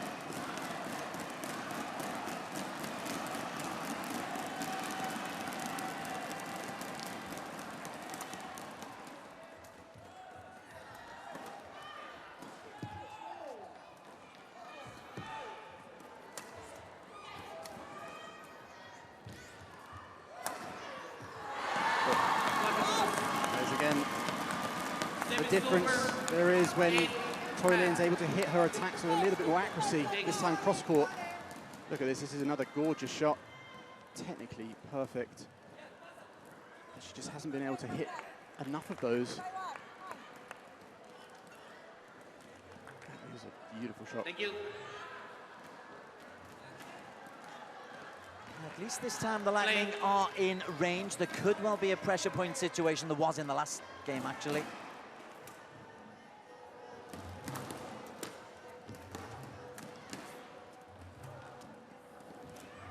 Again. And that might be a point to give her a little bit of confidence. She's found something that's working, but it's come right at the end of the fourth game. That hold and flick into the corner, especially that forehand side.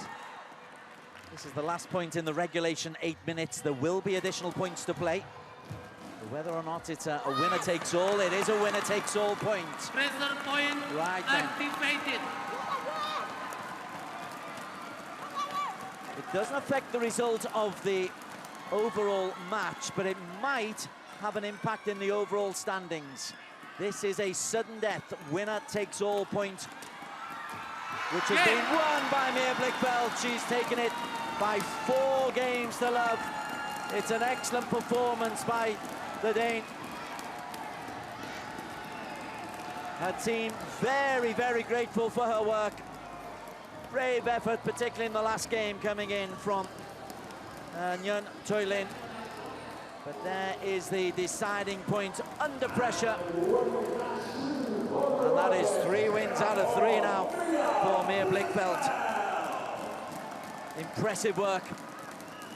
Former European junior champion. Still in the world top 25 at the moment and showing real confidence there. We'll hear from her in just a moment, but there is confirmation. 12-7, 12-8, 12-7. A little bit tighter in the fourth game when the intensity was not at its strongest, but she's taken it by 11 points to 10 on the pressure point. Coming up next, we've got Victor Axelsen up against Kodai Naroka. Looking forward to that one very much indeed. Axelsen will be looking to drive his team onwards to an unlikely place in tomorrow's final. But first, let's get some reaction from the victor in the women's singles match, Mia Blichfeldt, and she'll be talking to Ben Beckman, who's just down on court at the moment, getting instructions on where to stand. And let's go down and talk to Ben and Mia Blichfeldt. Congratulations, Mia. We're making a bit of a thing of this. I'm interviewing you 3 days in a row. Congratulations. Earlier in this week, I heard Victor Axelsen talk about the drift and how hard it is to play for singles players. You've spoken about the timed format being difficult. Can you answer this question? Which one do you find the most difficult now? I think I control the drift quite well, and I try to put the time a little bit away, even though it's really stressful. Yeah. So which one has been the most difficult to control, do you think? Sorry? Which one's been the most difficult, the drift or the time format? The time format, for sure. I thought you might say that. Congratulations. Is there anything you want to quickly say? I know you're losing your voice slightly, to these wonderful fans here and to the thousands of people watching at home. Let's give it up for Kodai. Let's give it up for Kodai. Congratulations, Mia. Okay. Mia Blichfeldt and Ben Beckman giving us just a little bit of an analysis. It is badminton, but with a difference, and the timing does put extra stresses and strains upon the athletes, and that's exactly what you heard from Mia. But she's coping with it beautifully. She's won all 3 of her matches in this year's competition in Jakarta, and now she can relax at least for the rest of the day and hope that the Rockets will go through to the final. Here's the result so far in the earlier 3 versus 3 match. The Lightning got off to a lightning start. Sei Watanabe and Alfian mightily impressive in their 4-0 victory. Near Blichfeld has pulled one of those points back, but still it's 3-1. Coming up next, we've got the men's singles, Axelsen versus Naroka. A real contrast in styles there before the exhilaration of the women's 3-on-3. You're watching BXL 2025 from Jakarta. We're back with the men's singles in just a short while.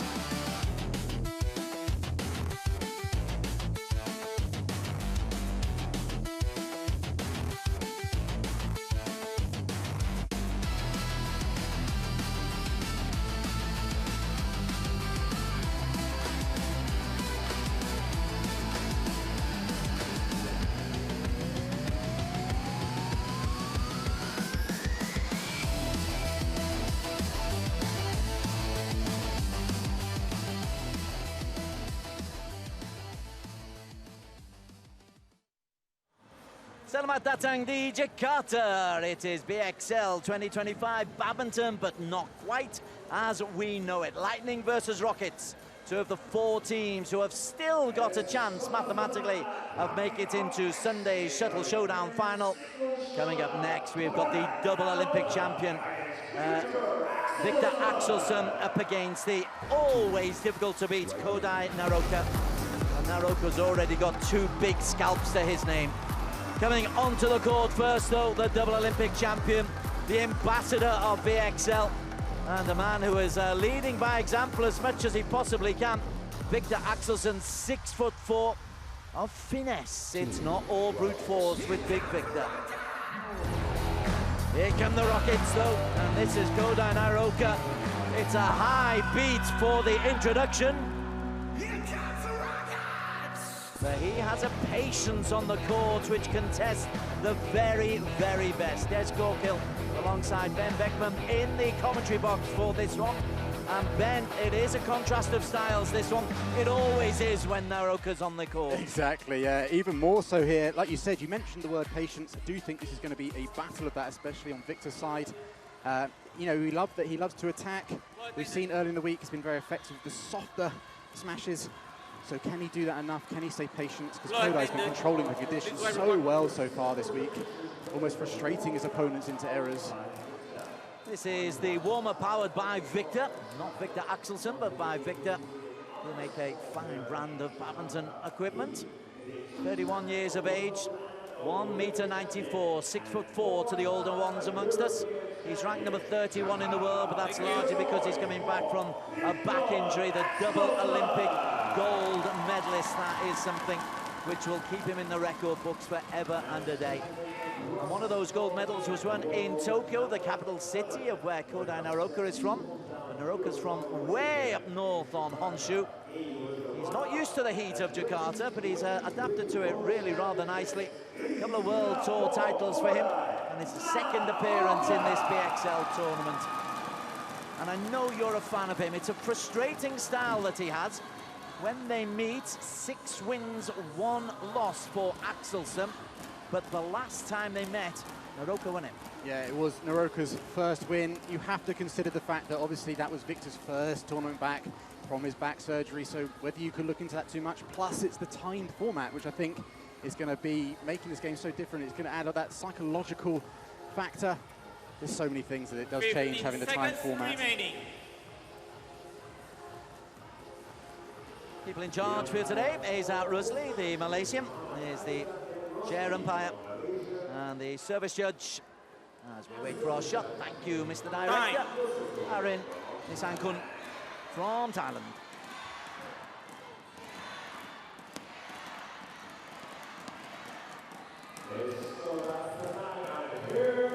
So this is the battle of the two players who have won two.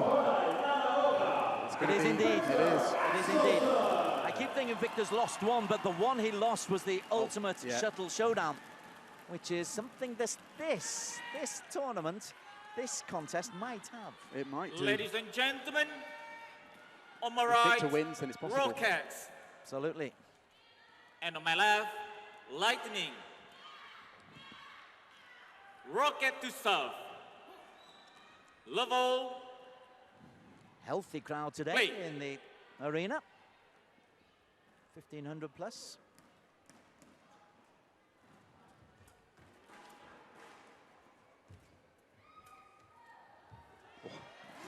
Drops it in beautifully. It's the kind of shot we were seeing in the women's singles work well. That forehand cross push deep into that corner.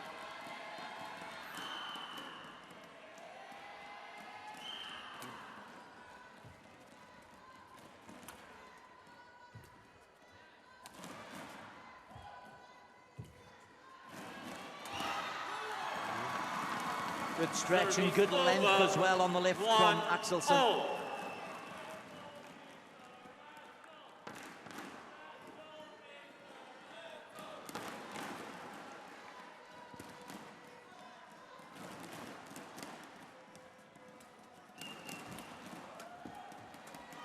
That's good play from Kodai. He might have to be a little bit more aggressive than he has in the previous matches. That is something he said in his media day interview, that he wants to play aggressively. We haven't really seen too much of that. But obviously Victor, out of the three players Kodai have played, probably has the best attack. So the best form of defense is sometimes offense.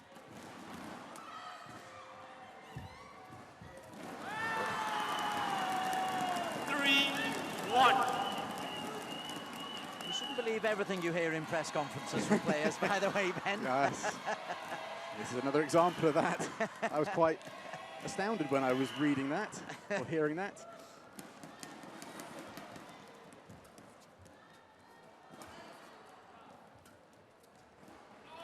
Roka just trying to push into the corner, gets his geography a little bit wrong. Service over 2-all. As I said early on that Victor Axelsen is going to need to be patient, and the Lightning captain. Service over I think early signs we're seeing, I think from the front of the court, Kodai is going to try to do some of those pushes, some pressure Victor in around the body, but also he's going to play with a lot of variation, subtle deceptions. He can't play too basic. Victor will read it a bit like that. Service That lift from Kodai was a little bit 3-4. too simple. There's no deception Victor could anticipate. And if you give Victor that kind of time, he's going to put it away most of the time.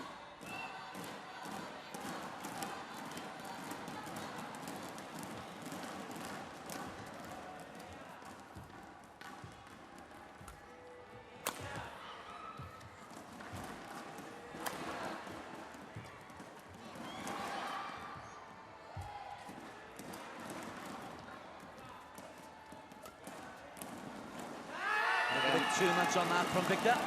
Again, it was the lift from Kodai that got that hold it like he was going to play a cross net or something cross, and then quickly changed the racket over to hit a straight shot. Just disrupts Victor's rhythm, just puts him off slightly. It was very subtle, but it's there.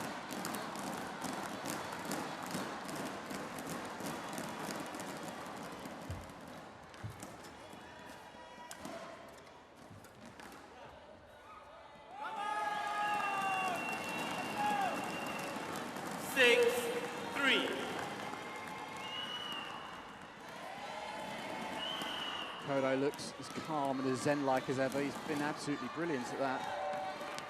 This time. 2 wins out of 2 already as well, against Anthony Ginting and Jonathan Christie. So he's not intimidated by the venue. Not intimidated by his opponents on the other side of the net in the opening stages. This is that question mark I had about Victor. Can he be patient enough? That's not even close. He really wasn't on balance to play that shot either.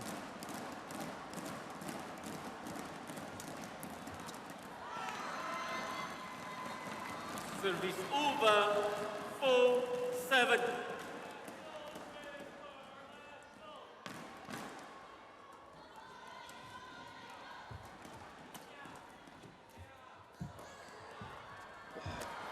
How has he got those back? Unbelievable. Hey. Love the deception from Victor there. Oh, he's over the top. He's over the top. Over, 8. Nice smile. Please wipe record. Fantastic rally. Yeah. The retrieval skills from Kodai there. Knowing Victor will go and practice net kills for about 3 hours after the game.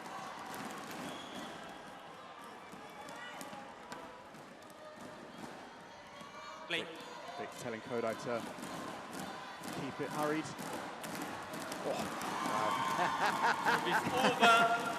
Well, he's looking at the clock. Yeah. He's trailing by, well, it was 4. He's trailing by 3. 2 minutes 30 on the clock.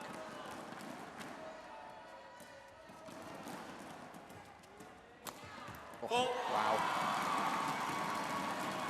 Just continuing that theme, Kodai has been involved in some low-scoring games. He has been, yes. I think that was a game as low as 13 points yesterday. 8-5, yeah.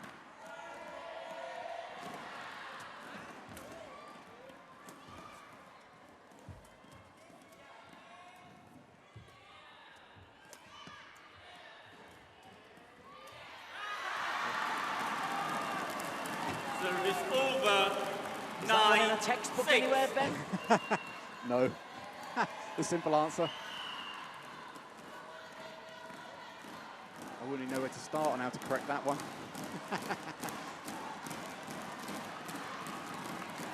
It's a 2-point lead, or a 2-point deficit, whichever side of the net you're chasing. And Naroka is chasing 3 wins out of 3 and 3 big scalps. Good shot. Kodai's going to be careful of that. 8-9. He's got to have some sort of deception on it. He just kind of is a bit too basic. That shuttle needs changing though. And is changed.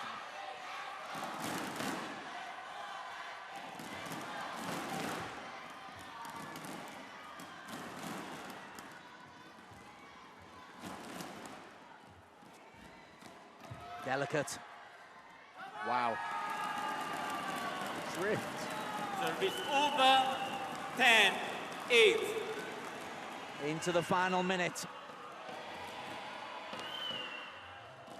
He barely touched that, Axelsen. That's a good length from Kodai. Oh, wow. Wow, indeed.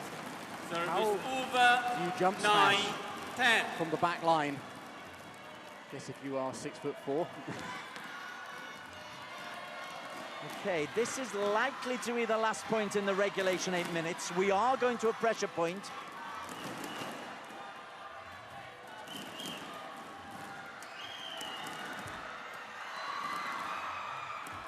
Oh, this is good, badminton, good men's singles. Kodai's pushing up. Excellent play from Victor Axelsen. I like what Kodai was trying to do. Pressure point activated. Victor just hung back and just soaks up all that pressure. Didn't try to do anything too flashy. The Axelsen dance takes us to a sudden death pressure point. Winner of this point wins the first game. And Axelsen's on a charge. He's won 2 in a row. Big serve. Wow. Oh, it's just out. Game. Oh la la. First game won by Rocket. Well, the big man did 11-10. everything right apart from lead, finish. 1-0. And that is a nervous smile from Kodai Naroka. He knows he's got out of jail. How close? Oh, didn't see that, bro. We saw that Kodai nervous or whatever kind of smile it was a lot yesterday as well. Little smirk. Really high quality. Very high quality. Both players are looking pretty relaxed out there. We did see Axelsen do a couple of strange ones, but all in all, both players looking composed and relaxed. Excited to see what happens in the second game.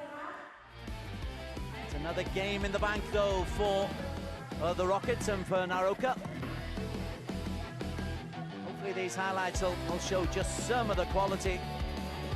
There was one little exchange at the net that the two of them had. You've got the Axel dance. A little bit premature, perhaps.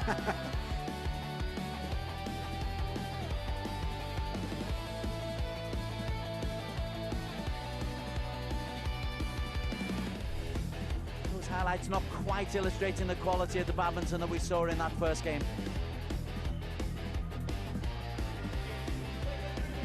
That one does.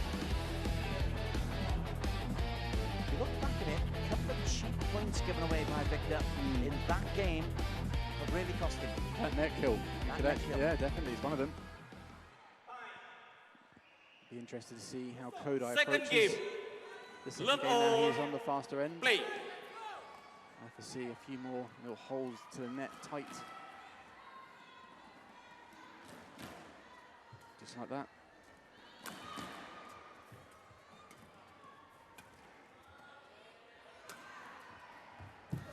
Great defensive shot, brilliant play. Pulled Victor out of position with his superb defensive shot, and then One love. you don't see Kodai Naroka attack too often, but when he does, he can use it very effectively.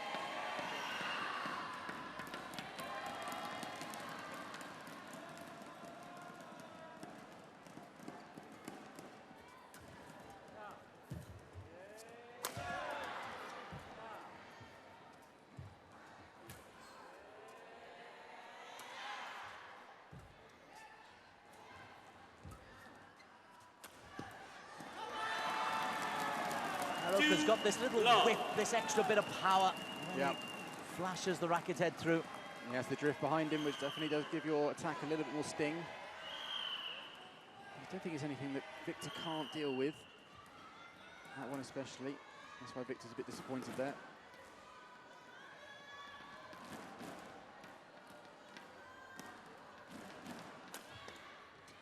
Shot. Naroka's quick, but Service not that over. quick.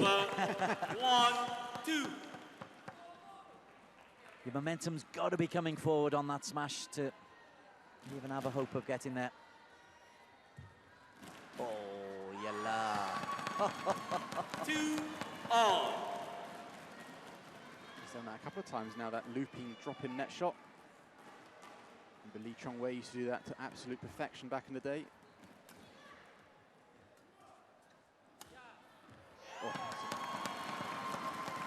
That's one of the first kind of softer attacks I've seen from Victor Axelsen. They proved effective in his earlier matches, so I wonder if they can be effective here too. Hits it so hard, Kodai is having to sit quite far back in his defence. There is space there to play.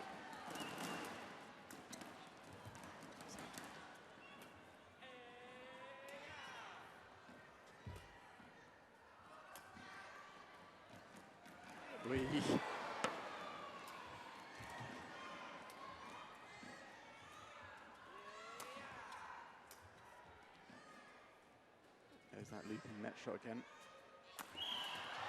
Tiny bit short from Axelsen, punished by Naroka. Service over. He's definitely having a lot of success with that round-the-head cross-court smash. This smash right here, slicing across it slightly. I think that's 3 winners already. 3 points he's won, and it's 3. They've all been from that same shot.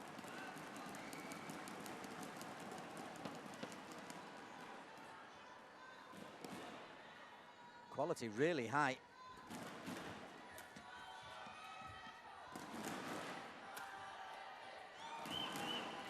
Dropping, oh, it's perfection.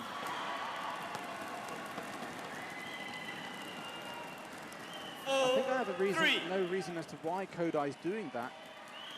Is because from that end, one of the effective tactics is the flat flicks and pushes into deep corners. Obviously, if it loops in, you either have to play a net shot, or if you do want to play to that, you tend to hit it with more height. Might give him a little bit more time.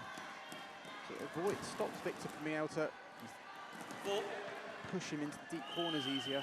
5-3. He's also got his range very, very well, so it's another reason why he wants to use it.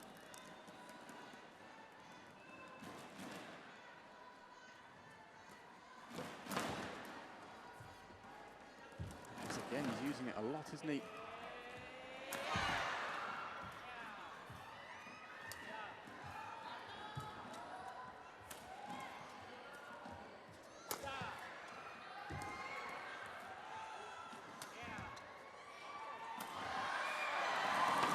Ooh, just out, just out. Service over, 4-5. That's a let-off for Victor.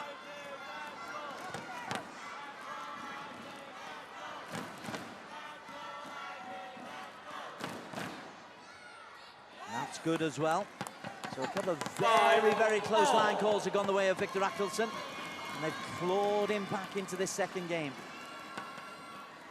Very important, right then. First service error from either man. 6-5.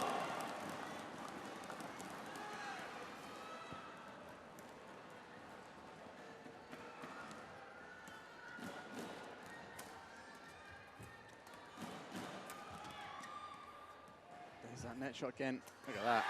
Well, it's working. It is working. It is so effective. 7-5. Obviously, the risk is if it goes slightly too deep, it has to be pinpoint. But at the moment, Kodai's control and touch is amazing. I mean, it's been amazing all week, to be honest. That's 5 in a row he's done like that.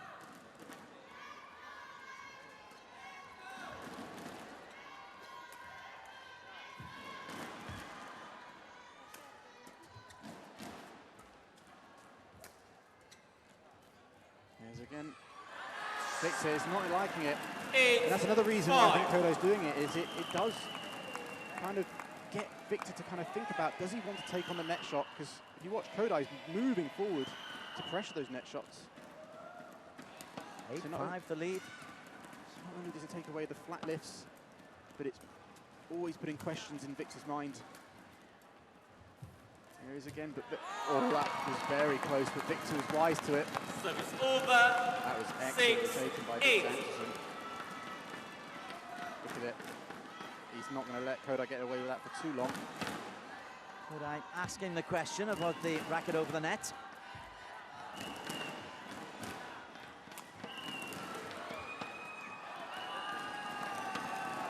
Nine-6 Kodai. Service over. I think there might be a third reason for Kodai to use it, and that is exactly what he's got Victor to do, is to kind of every time he's in that position, Victor takes a step forward. So maybe there's a bit of space over the head. He doesn't have to hit all the way to the back. So then the drift kind of gets taken out of the equation.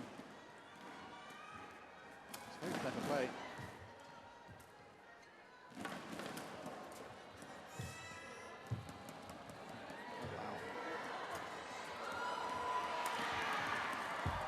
That's a brilliant shot from Victor. Oh, couldn't finish. Puts it out for two terrific defensive saves. That was a very high quality rally from both players. Right, the mopper is on. The Rockets lead. Kodai leads by 2. 45 seconds going. As we watch that replay of Kodai putting that one just wide. Victor's ready to serve before the mopper's even off the court. Well, he knows time's against him. Oh, that's in. Yeah. Not sure why Kodai's challenging that one. 8-9.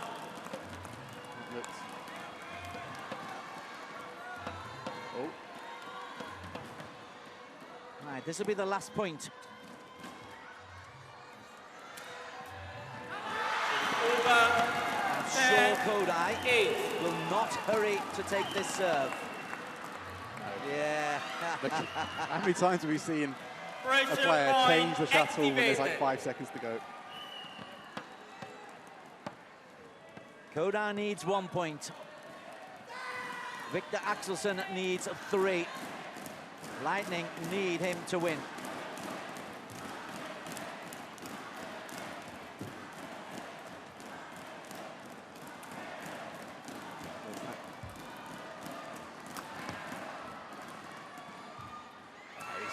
Wow. There's one of the 3. Brilliantly done. It's got sublime touch. Yeah, that's going to be the problem if Kodai overuses that tactic. Victor will get wise to it. Still game point to Kodai.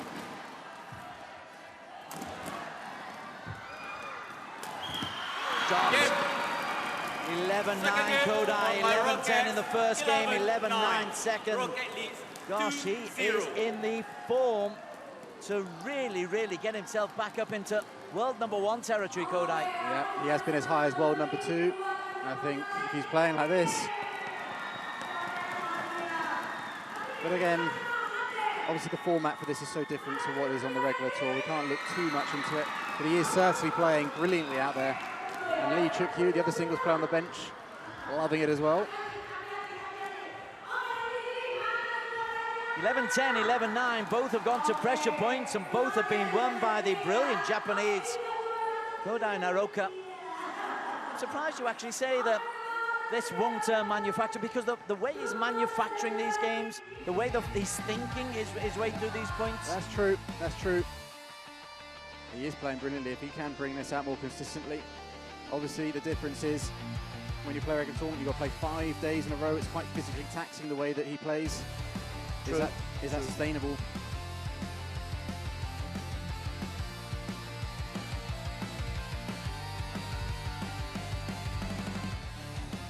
Yeah, maybe he'd like a change of games to 11 instead of 21. That would help Kodai Naroka a lot. It would. Or time format. Time format. Yeah. Single point victories. He'll be world #1 in no time based on what we're seeing this week. Well, he's got scalps so far. Anthony Ginting, Jonathan Christie, now a 2-game-to-love lead over double Olympic champion Victor Axelsen. I think for Victor, I do want to see him when he gets the attacking opportunities to use more of those accurate, softer ones, slicing it a bit. Focusing purely on placement, not so much power. That drift is against Victor. He's barely touching that shuttle. It seems already a little bit stronger than it was in the women's singles we saw just the match before. It does see.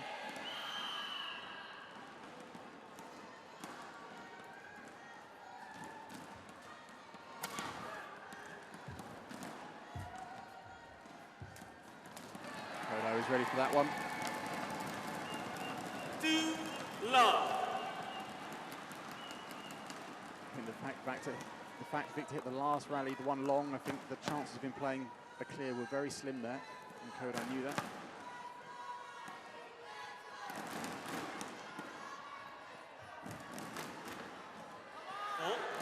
There we go. He said it's got to be perfect every time. He has been perfect every time. His control of the shuttle in this stadium has been absolutely impeccable.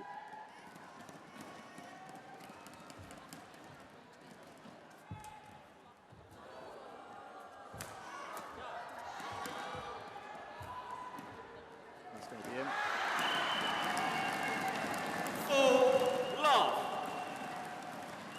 I've seen Kodai do this to every opposition so far. You do so, just gets them a bit frustrated as well.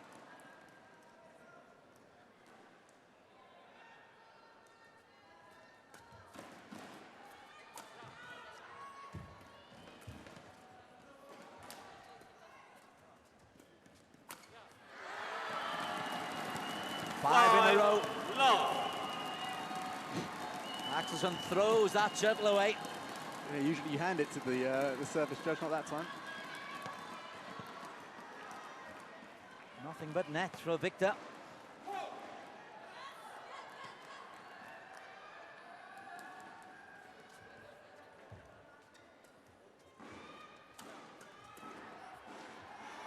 Wow. So that's why I think Kodai is able to step up a little more often. This is what I say about when you're on the slower end. Kodai standing there, pushing right up. The drift is so difficult.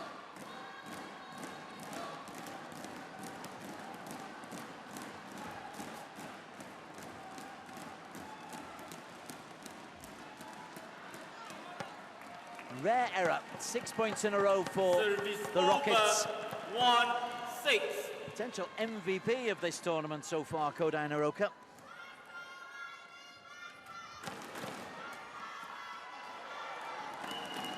Service Tell you what, over.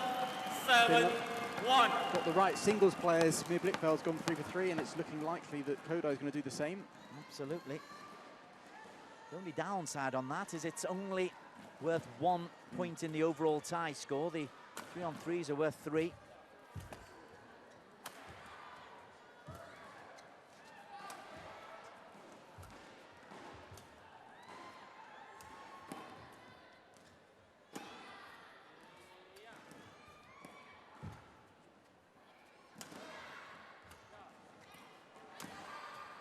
Good clear from Kodai there.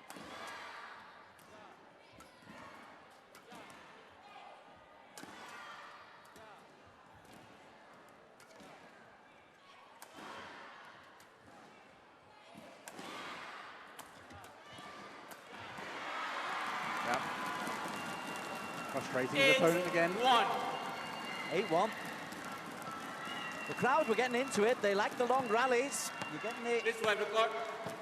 Please swipe the record. cheers every time the shuttle is played back, the clear is made. And Kodai is happy to do that all day, isn't he? He is. Yep. Brayshaw telling him. Yes, I understand it, I understand. Thank you. He's annoying you.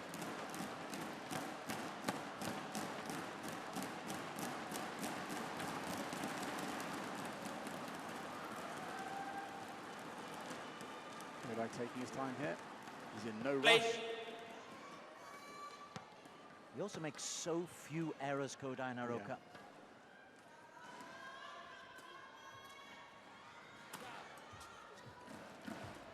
That is out. Fortunate. Service It's over. those kind of shots that worked really well in the first 8. game, which was a lot tighter than this game is so far. Again.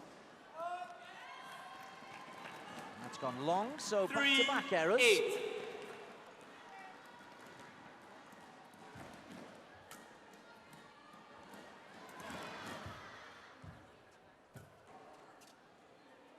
Axelsen needs this point.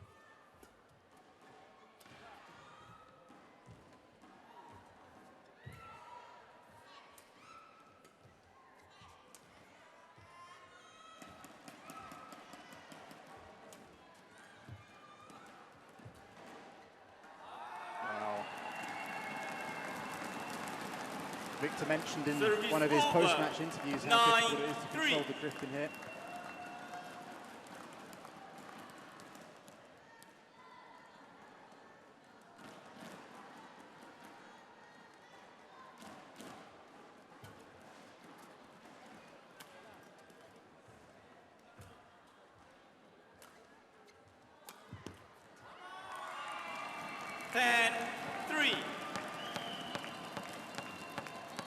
Shot from Kodai.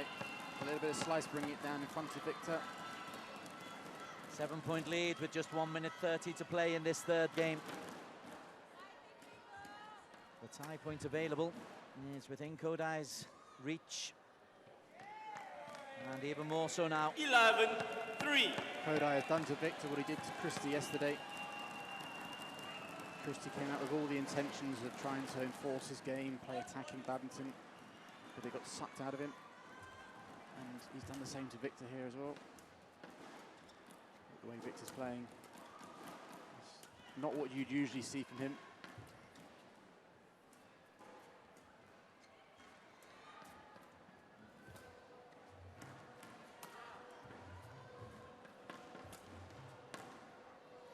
Kodai has so much patience, doesn't he? Service over. 4-11. Lost it there ever so slightly, but you're right, he does. Kodai, you ready? It's those days up in the far north of Japan when the snow is on the ground and there's nothing to do inside. Patience, patience, patience. Here he goes again. Yeah.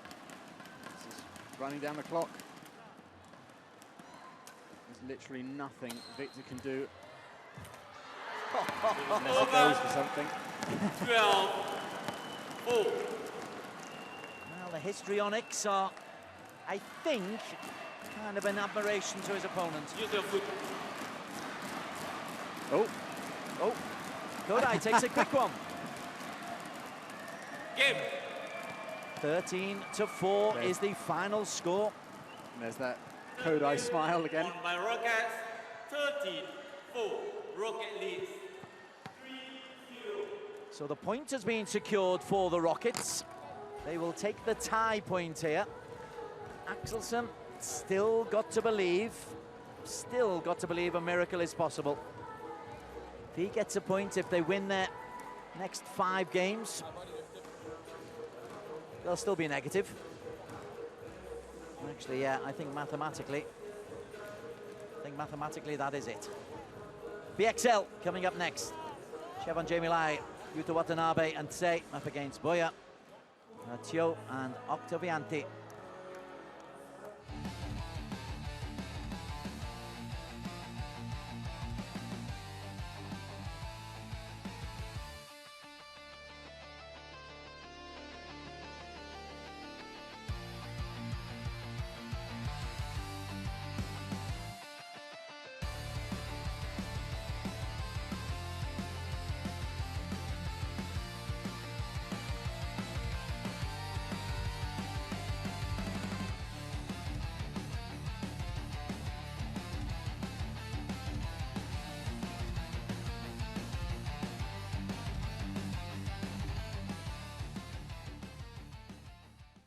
Is how both players approach it, because obviously Victor's lost, and I think pretty much the Lightning are out now. Yes.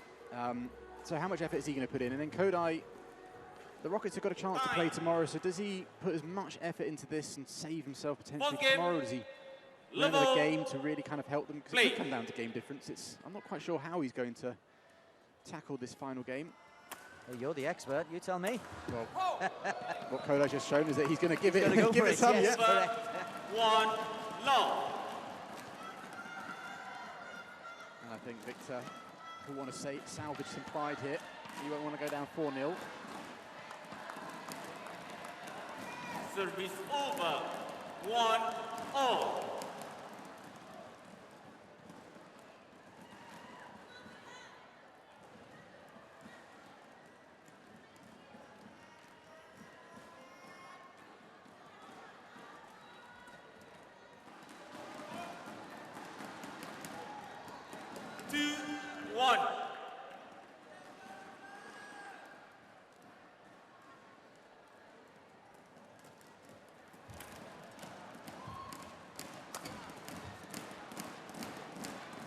That net shot again that he did last time he was at end. Oh, wow. Over. Incredibly steep smash. Look where this lands. Unbelievable, that is super steep. Well, he's 6'4", his arm is fully extended and he's at the top of his jump. Maeda saw the hole.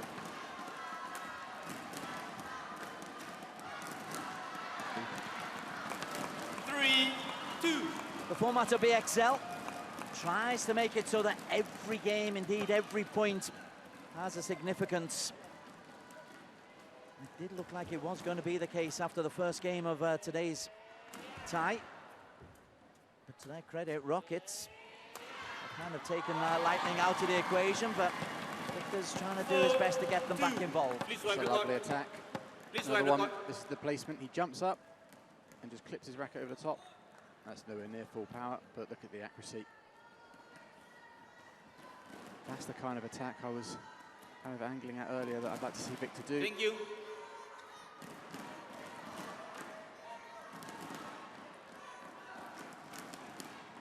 Scoreboard's wrong. 4-2. Right now. See, they do listen to you. Somebody does listen to you, Ben.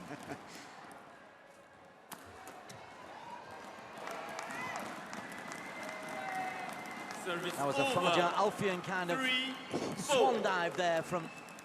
Getting some own back for the Rockets.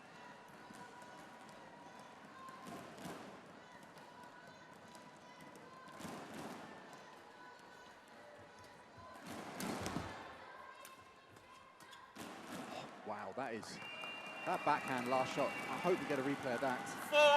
Just like top spinned it. It's a shame we're not going to get a replay, but that was a brilliant shot.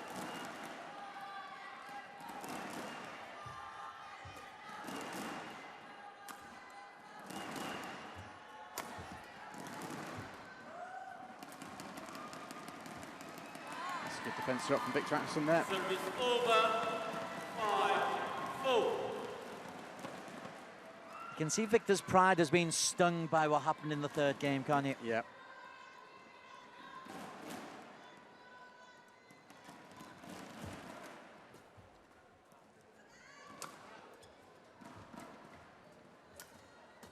Oh. Wow. Victor's pulling out the trick shots.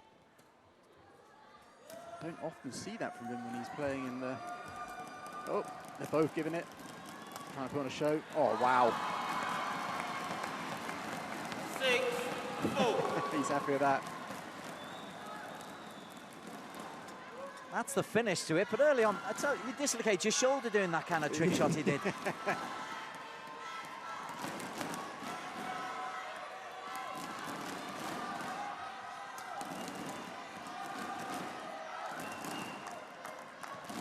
Service over. 5-6.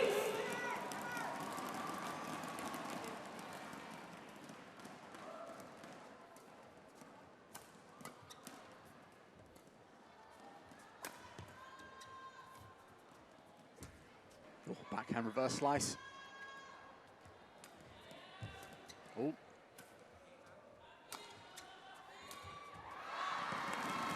Victor's trying to have some fun out there. Backhand reverse slice, and then that deceptive shot down the line is very reminiscent of his current coach, Peter Gader. He used to do a number of those ankle breakers back in the day. Victor's clearly maybe taking a tip or two from him.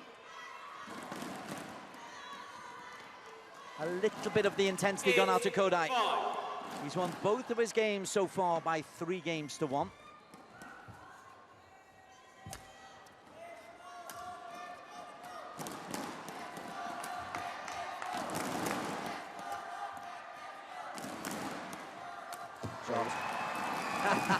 And strangles himself on the net cord. Service over. 6-8.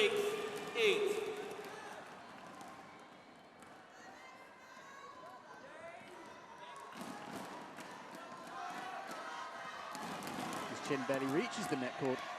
He has to pull it down. Shot.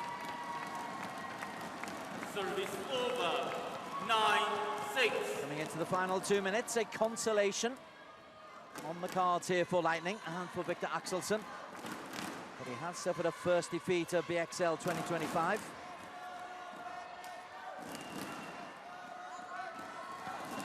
I think that's the first time the drift has affected Naroka. I think you're right, Des. His control of that back line from this faster end is remarkable. That net shot he does. He's going to do it again here, yeah. That's why he missed it. 11-6.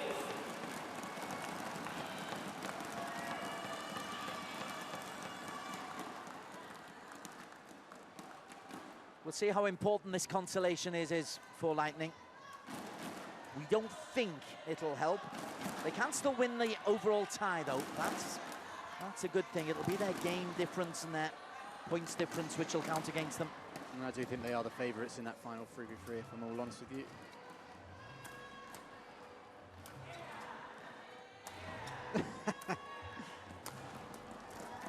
They're doing all sorts of... This is exhibition badminton.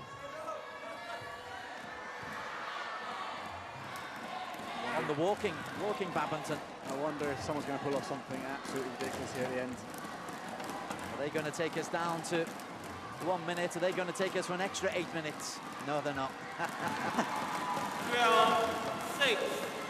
12-6. The final game will go the way of Axelsen. High serve singles. Service over. 7. We might get one more rally, actually. On Kodai's going to do his own high serve.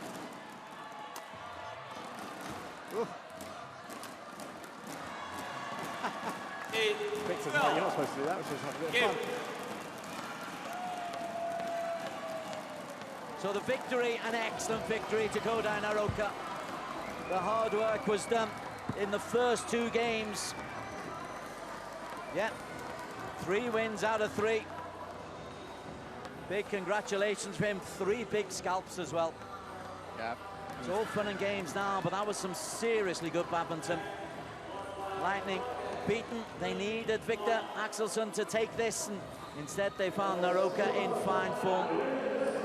11-10, 11-9, 13-4, 8-12. It's a 3-1 win for Naroka. Coming up next, we have got Chevan Lai, Watanabe and Sei versus Boya, Tio and Octavianti. It's 3-3, 2 women, 1 man. And the tie is still up for grabs. Lightning can still take the tie and are probably favourites. We'll be getting to that in just a moment. But first, I think we'll go down and we'll get some Japanese reaction from Kodai Naroka to a really sensational victory.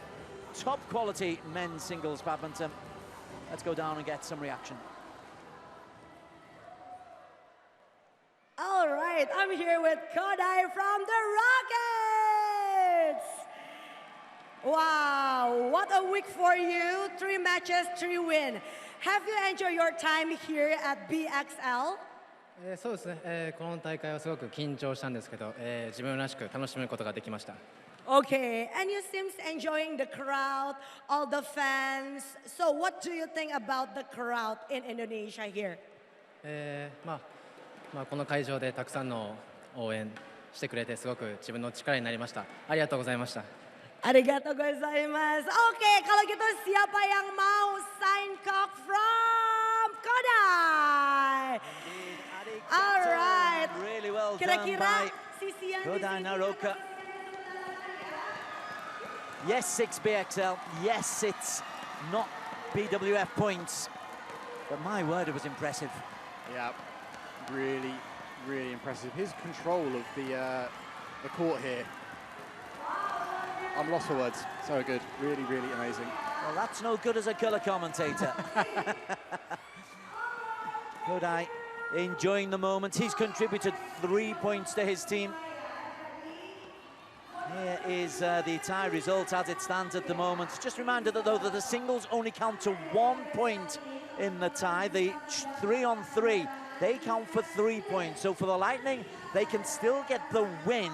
Your concern is that those heavy defeats for Nguyen and for Victor Axelsen, they will just put them out of reckoning for a place in the final. But still plenty for them to play for in the final 3-on-3. And that's coming up in just a couple of minutes' time. You're watching BXL Jakarta 2025.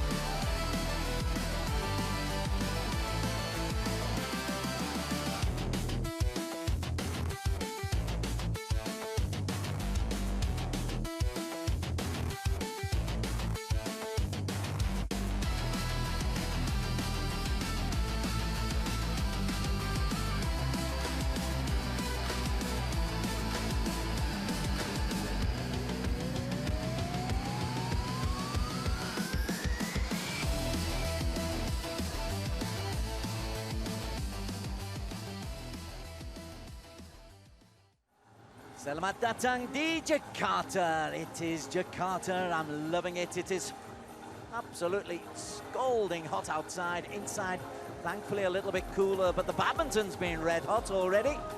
We've had 3 of the 4 matches to take place already between the Lightning and the Rockets. Place in the final, still a possibility for the Rockets. The Lightning, well, the remotest of possibilities, but by my calculations, mathematically still there. So if that is still the circumstance, they may as well go on for it. Mia Blichfeld has done her job for the Rockets. She's got her victory today. A useful point for her, so a rare moment of relaxation. And I'm sure she'll be trying to take most of that. She told me before the post-match interview that she was been up all night unwell. So the fact that she was able to play the way she did, if she's feeling that way, is really, really incredible. Ben Beckman has been in the analyst chair, watching some really good badminton. It may be exhibition, it may not be regular BWF Tour, but tell you what, it's competitive. Dollars are at stake, and pride is at stake. Even if the 3 versus 3 isn't what you usually see on the tour, these players are taking it seriously, and for the Lightning, they've still got a chance of winning this tie. They've still got the remotest chance of making the final. That's good, that's going to give them even more motivation. Not that they're going to need any. As for the Rockets, the overworked Joe Iyi, the Malaysian, he comes on alongside Alexandra Boyer and Melati Oktavianti. Red versus blue. Rockets.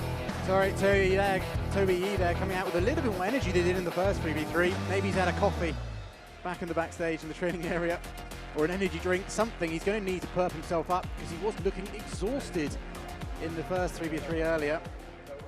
Yuta Watanabe, nearest the camera. I know you love to watch him play, particularly in doubles, and now in threes. He seems perfectly suited to it. Oh yeah, he's going to feel a little bit more at home on this one, because obviously the discipline that he usually plays in these days is mixed doubles. Siobhan Jamie Lai didn't play earlier on. She was in the original selection, but didn't play, so she'll be fresh for today. Yep, she will be, and she's been really good in every single 3v3 that she's been involved in. And say, Ying Sweat, Asian champion in mixed doubles earlier on this year, and capable of playing back of the court, although she's more favoured going to the front of the court, onto the Rocket side. Sorry, let's have a look first at Alexandra Boyer. Our first look at her today. It is, yeah, as usually is the case for the Rocket team. She's usually put into the 2 female, 1 male discipline.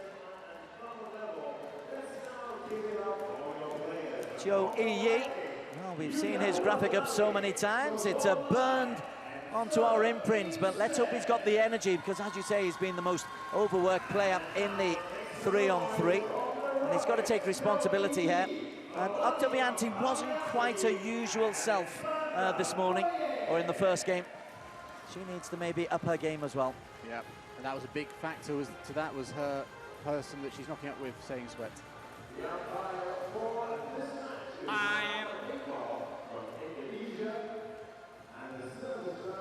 Mohammed Iqbal and Saiful Bakri, the respective officials in charge.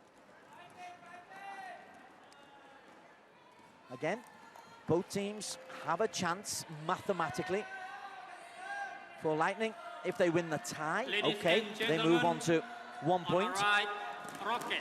They would then rely upon the blitzers beating the Hurricanes, but absolutely blitzing them, absolutely annihilating them. Love all. Play.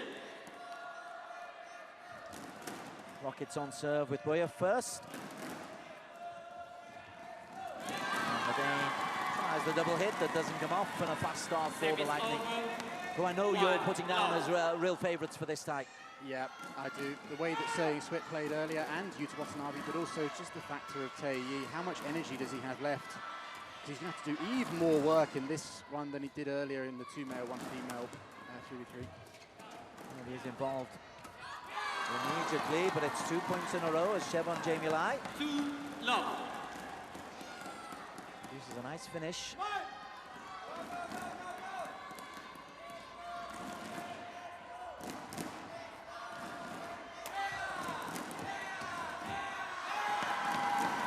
Brilliant play. Watanabe coming forward. That's what he did in the earlier match as well. And I like to see from the Lightning team that they put Saying Sweat at the server because she is more comfortable there. Siobhan is also a mixed doubles player, but I feel she's a little bit more comfortable at the back of the court. Although this time she's moving forward. She is equally as good there as well. She can be the versatile player, the versatile female on this court. She can go from the back to the front and make a difference in both positions.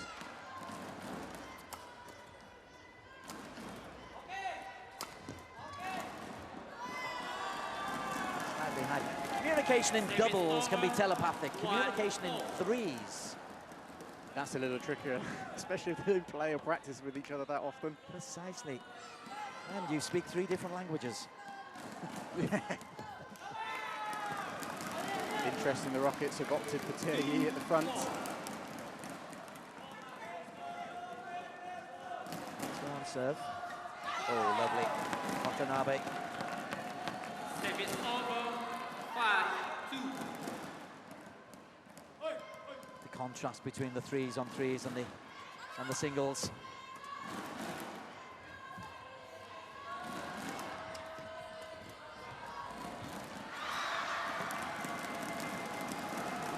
Service over. 3-5.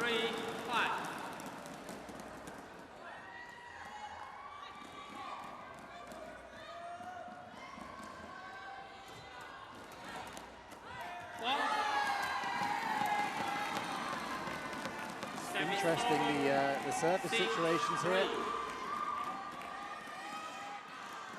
Chopping and changing who's doing which role. I think there's going to be a lot of those flick serves, especially if either Terry or Yuta Watanabe are receiving the serve. Service over. 4-6. All the energy coming from the blue side of the net, but Rockets in red are hanging on in there.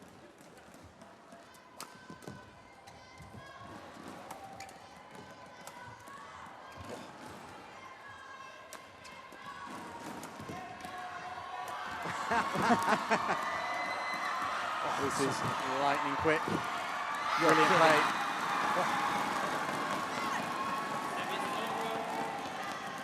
It's interesting, both teams have the male player at the front, both females at the back. It's not what you expect, but... Gosh, even in slow-mo, that was lightning quick. Cat-like reactions. 7-4, Lightning, midway through this first game. Wow. Service over. 5-7. I said it yesterday, but the fact that with this 3-3, anyone can serve, anyone can receive, so long as you're at the right side. Service As over. for the tactical element, we're talking of the serve. Look where Seo Set is standing. I think she's definitely going to be doing a flick serve. There we go. Well, let's not try that one again. I think they will try again. Unless they switch Terry to the back. I think the flick serve will keep happening.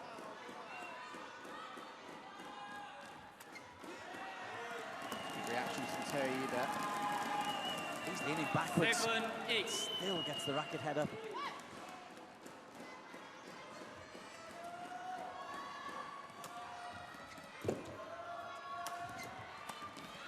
3 points in a row. 8-all. The thing is, I think what's good about having the male player at the front is because the front player generally has to step a little bit further forward. They have a little bit less time to react, so maybe the male players using a slightly faster men's doubles game can actually still be much more effective from that position. Well, 4 in a row now for the Rockets. But a second service error in 4 serves from Iyi. We're going to see another flick serve. Sitting Sweat. Oh no.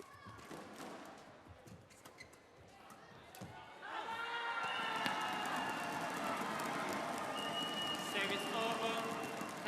10-9. Tried the right thing there, Siobhan, to step forward.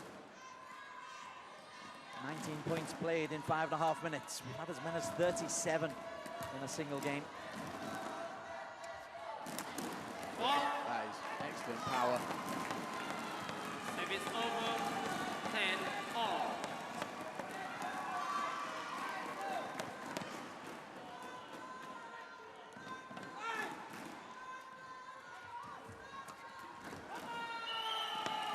It's effective.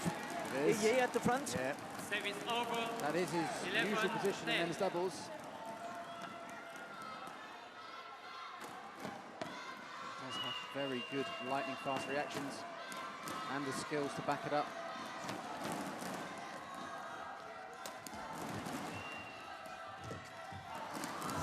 Wow. Wow.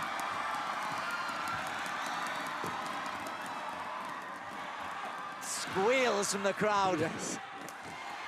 They love it when these rallies go on. And why not?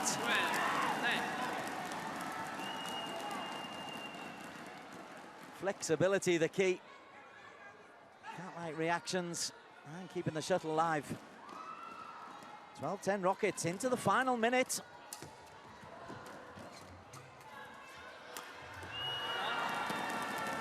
And a 3-point lead for the Rockets. Well, they've turned this around really nicely. And it has been the decision to put TAE at the front has really been the deciding factor. I think the Lightning might need to try and go over the top, use the back of the court a little bit more. Difficult from this faster end, though.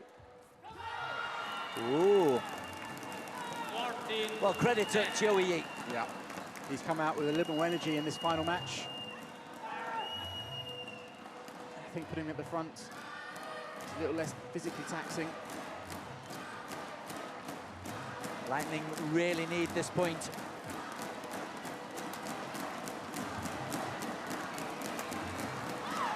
And they've got it. They also need to get this next point played. Seconds on the clock. They need to hurry. They need to get it played, and they've missed out the opportunity. Pressure point activated. Wow. I mean, the pressure point's still on, but it's a much harder task, isn't it? Well, they've got to score 4 in a row. Have the team in blue.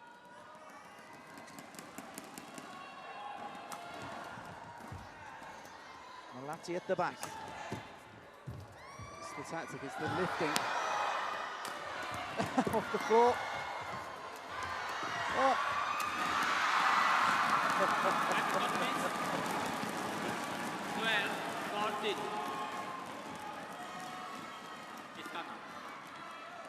That drop shot though from Yuta Watanabe there. That one. That opened up the gap. I would like to see him do a little bit more of that. We saw in that last round of Lightning though, opting to do some higher lifts to get it over TAE and some soft blocks to the side.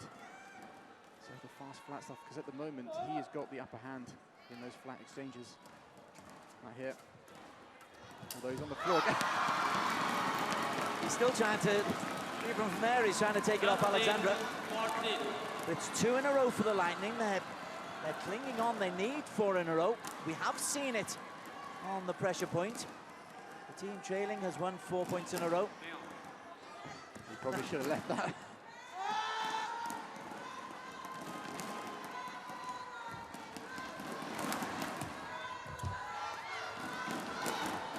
Malati at the back. Excellent. They played the pressure points really, really well, the Lightning team. A slight change in their tactical approach. Trying to avoid TAE as much as possible by playing it over him. And to those kind of shots there, soft out to the side. Wow, this would be some comeback. If they could take this first game, but they can't. A push from Joey Yi, won by the man Rockets. of 15, that first 14. game. Rocket leads Frustration 1-0. for the Lightning, a few thumbs up, but real thumbs up belong to Joey Yi and to the Rockets. I think maybe a flick serve there might have been a better idea. Get it away from TAE immediately. Alfian can't believe it.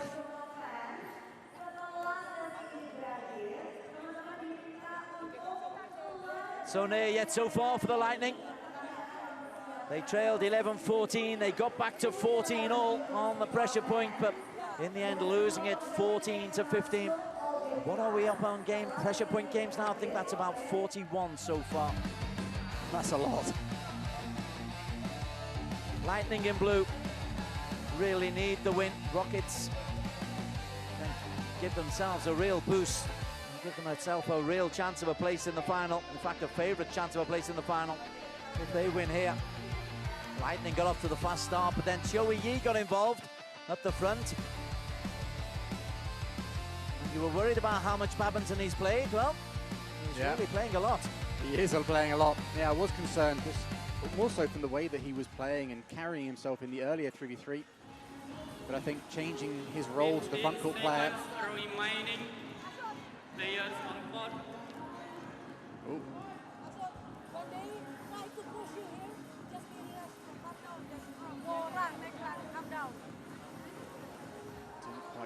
what Horacio Polo is saying. But I would assume it's more push it away, get it away from Tie Yi. And I think what they were using, the Lightning team, at the end there, more lifts and soft blocks. It might be a little easier from this slower end. We might see more of it from the beginning. There we go. There's got to be a better length than that. That was far too short. Boe put that away expertly.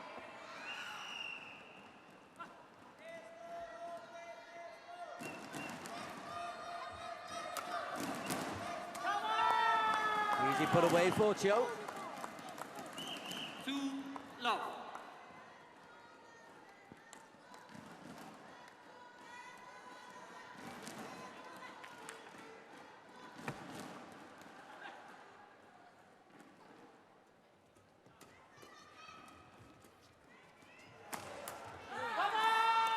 Good power from the back from Malati.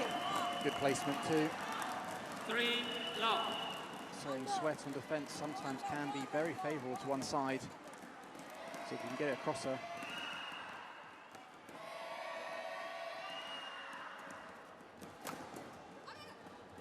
Oh, that's a misjudgment. She watched it very carefully drop into the corner. Service over. 1-3.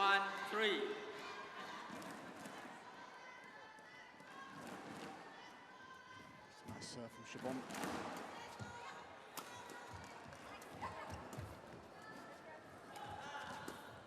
Here's that high lifting tactic. They can't just do it all the time.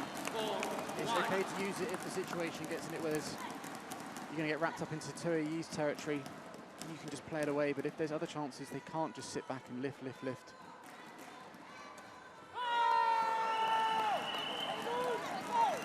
This is getting away from the Rocket, from the Lightning. Rockets in red and purple. Combination I've never seen before on a team shirt.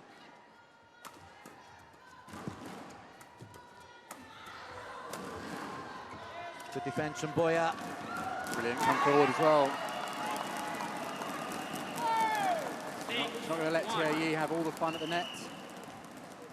Although he was the one to put the final shot to the floor.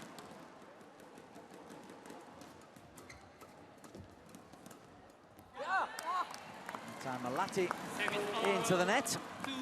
2-6.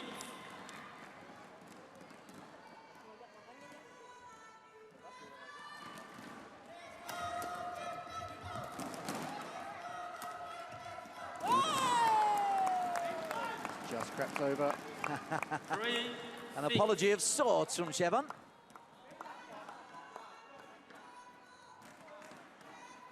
Deliberate. She aimed for exactly that spot.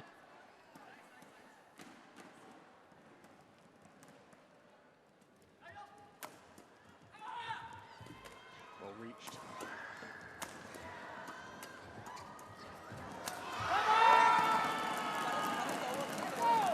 He has had an energy bar. Yeah, he has. 7-3. I might have to ask him what he's done in the gap. He will be interviewing the winning team from this match. Oh, that's a... Wow. Well, what's the judgment? Yeah. He was over the top. His racket was over the top. Have a look at his. What did he do? Maybe he hit the net, I don't quite know. Yeah, he has hit the net. Alexandra Boya, we haven't seen a lot of her, but she's certainly contributed when called upon. Yeah, she's playing very steady, doing what she needs to do out there on court. And that's a great serve. I have a feeling, yeah, I was going to say, they might be putting Yuta onto the receiver end now. See if he can do something a bit different. It's a good tumble serve Tie Yi has.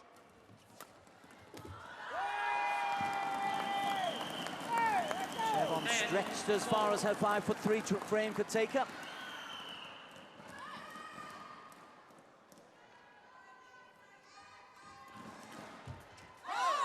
Sharp from Watanabe. Service over. 5-10. 10-5 though to the team in red. The team in blue are the ones who need the points. You do feel it's mathematically too little, too late. Joey Yee's energy bar. Tell you what, we've got to get him on a commercial. Yeah. From this to this. Inside an hour and a half.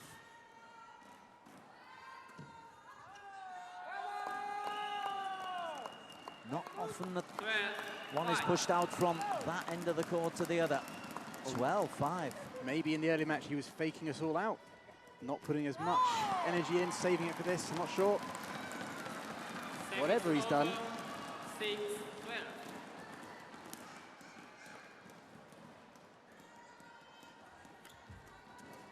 He's a completely different player.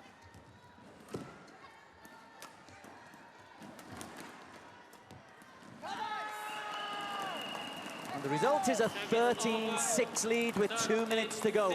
That's a 7-point lead, so long as they don't lose 4 in a row. It's looking very good. Well, there's one of the 4 in a row. And I think I'd like to say this moment to give credit to, you've already said to Boe, but also to Octavianti. They are mixed doubles players, so they're more comfortable at the net. But they've taken to the rear court incredibly well. Setting up Terje. Not giving away too many errors. 14-7.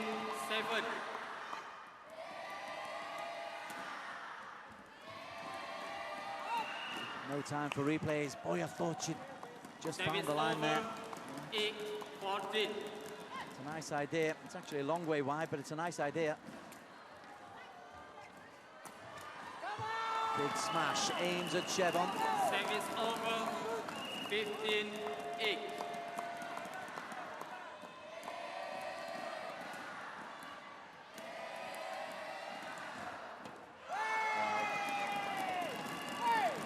Humble serve he's got. 16-8. Look at it. You can see just then, just as Watanabe was about to return it, it's almost falling downwards. Service over, 9-16. Occasionally goes wrong, but they're the percentages you play. And there's the reaction. The Lightning aren't quite sure what they need to do. They're a bit lost for ideas right now.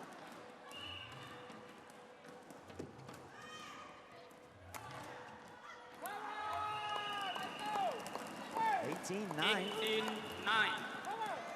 This is one of the larger margins of difference in an individual game. Three service errors. 10-18. They're the only negative points against Yo Yi so far.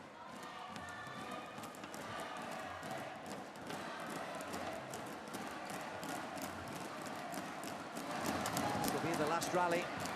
Although it goes into the net, it'll be an 18-11 Second game, won victory by for the Rockets.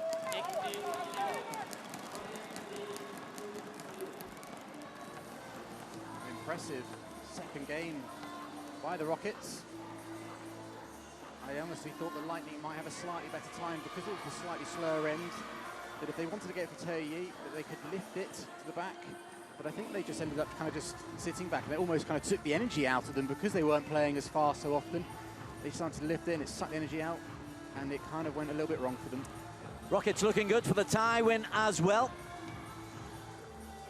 They trail 2-3. They won both singles, lost the opening 3x3. You pick up 3 points for the tie if you win the 3x3. And Yo Yi here at the front of the court. I'm pretty sure he'll be dominating most of the highlights that we get. He should be, because he has been the headline act, although Alexandra Boyer has also played her part as well. Yeah, she has, and also Melati Octavianti, both female players at the back of the court. Been setting up Terje, not giving away too many errors, and playing shots like we just see there in that replay. Placement of their attacks has been very, very good. A good triumvirate. Puff of the cheeks from Chevon. High fives galore from the team in red. Girls just want to have fun. They're having a lot of fun over there. Doing a little boogie. You can see just there to the side of the camera. They're enjoying the music in the interlude. Third game. 2 games to nothing. And we've got a substitution for the Lightning. Fajr Alfian's come on in replace of Yuto Watanabe. And I must confess, you and I both thought Watanabe might be the ace in the pack. Yeah, I did think he would be. But Terry had his number. 2 love.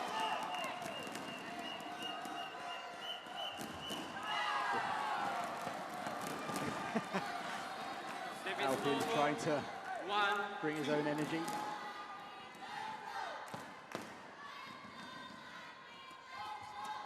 Brilliant play. Terry saying whatever you can do, Fajr, I can do just as well.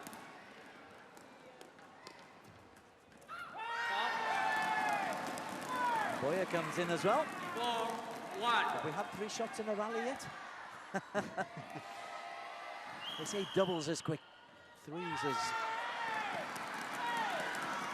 doubly so. 5-1. 6 points in just over 1 minute. So many points our scoreboard can't catch up. Yes, it can. Now it can.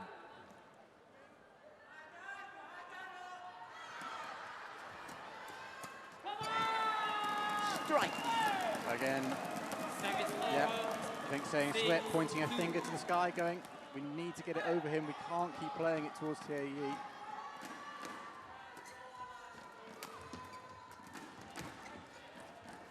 Just going to land in. The drift kept that in. 7-2. Say Mayo pointed it out, but it was still Yi who got that shot in. This is the kind of energy that he brought to this 2 female, 1 male 3v3 last night. It did fade a little bit at the end, to see if he can keep it going.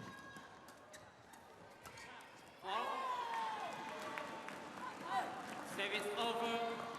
3-8. 3-8, what's that? 11 points in 2 minutes and 11 seconds.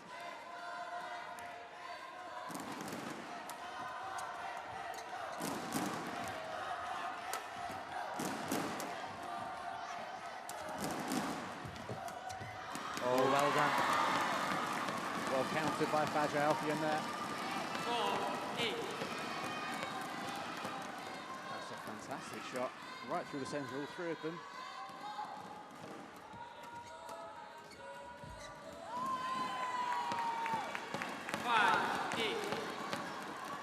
The shot points in a row there for the Blues, for the Lightning.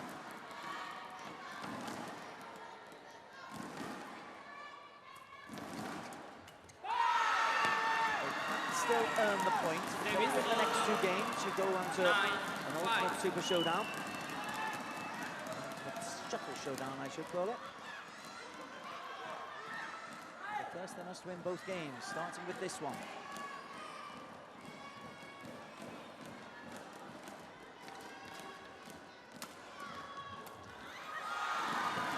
Good play. Service over. 6-9.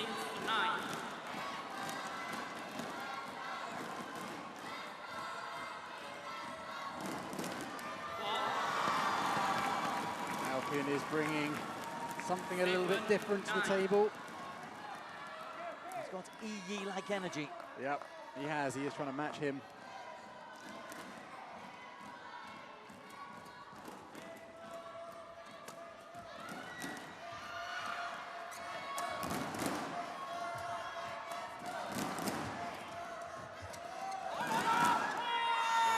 Good call. He's shouting to Ottavianti to leave that one. Noticeable, the Blues were trying to miss out Joe Iyi. Yes, they were.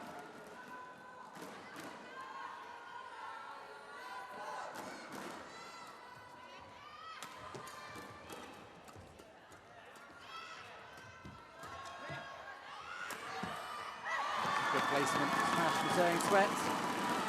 Ottavianti a little more onto the forehand. Smashing across the body.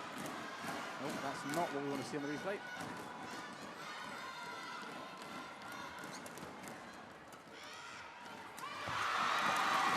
Rockets still leading, but only by 1. 3 minutes to go.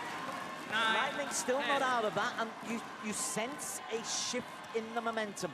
Yes, there was definitely a little shift. I think it's Fajar's out. Energy is starting to rub off on the two ladies, Siobhan and Sewing Sweat. I think they're getting their belief on wait.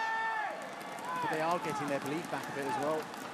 Service over, 11-9.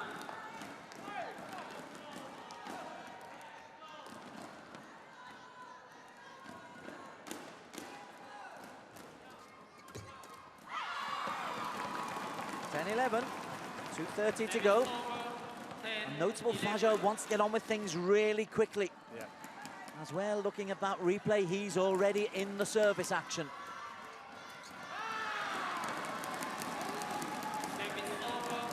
Chevon needs to stop either putting the shuttle out of play or into the net. They need all three to work at the same time. Which it is, 11-12. Fajar leading the way. Service over, 11-12. Noisy support from Lightning fans.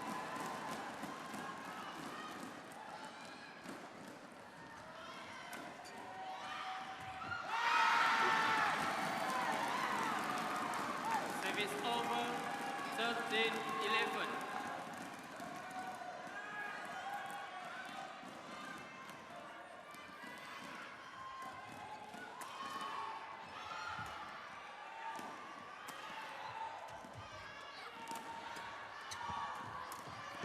It's a good shot.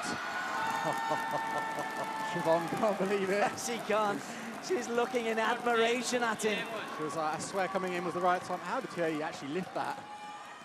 It was turned sideways. That is a brilliant bit of vision. Core work, isn't it? It is. He does have that ability.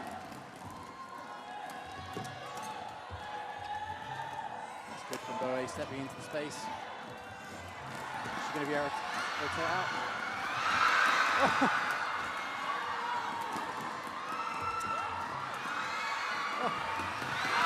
Unbelievable. That'll definitely be in the highlight reel for game 3.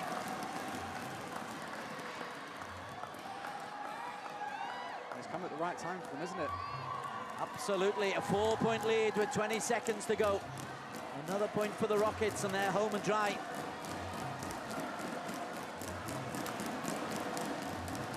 And they've got that point. They are indeed home and dry. The Rockets will take this match with a third game. And it is the end of the Lightning. They will not be in tomorrow's final. This is the last point of a very entertaining third game. And appropriate run by Cho Yi. I think he's relieved. I wouldn't be surprised if they sub him off now. Yeah, look, he's asking for substitution. Immediately, he's gone over the A-board. He hasn't even wasted any time. He's gone, Vita, I'm out. I've done my job for today. And to be fair, he has. We might even see Lee Chuk-Yu come onto court. I think we're going to see, yeah, we're seeing Rutapana come on. It's all change. Well, Lightning needed the win. The Rockets have got the win. They will pick up the 3 tie points. Don't forget the next session coming up at 7 o'clock tonight, local time.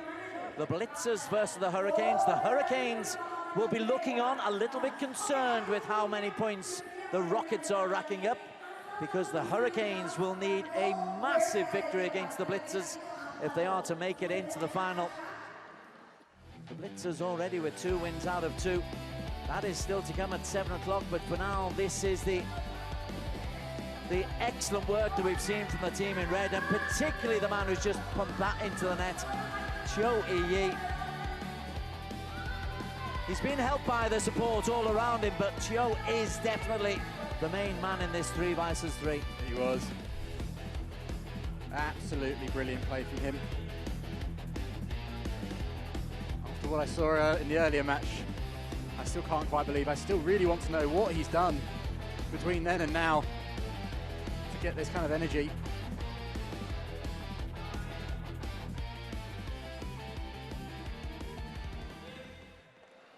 Love all.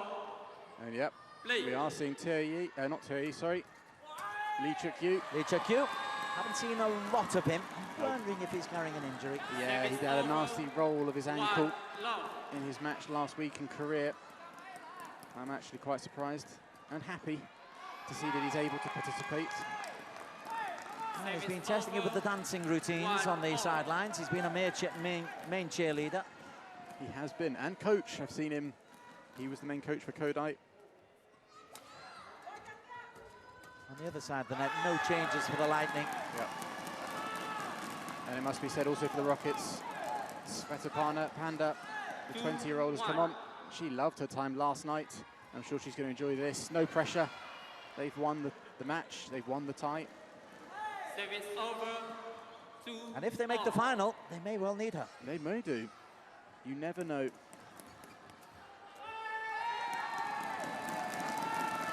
Final 4 o'clock tomorrow, Indonesia time.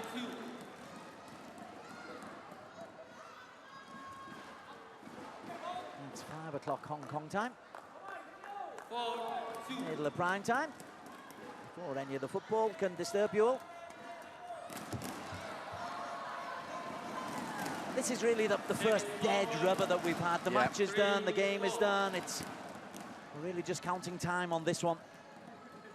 But I promise you, in the match between the Blitzers and the Hurricanes tonight, we will not be counting time.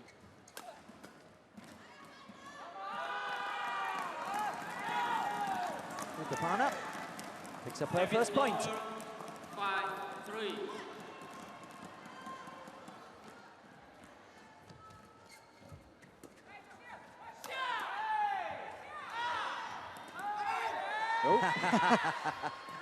I think Alfion's going to try and show off a little bit. Lee Chuk-yu's trying to match him. What is that? He's doing some star jumps at the front. Utapana, too powerful for Chevon. It's a little bit of fun. Yeah, we're going to see some more exhibition-style badminton in this game.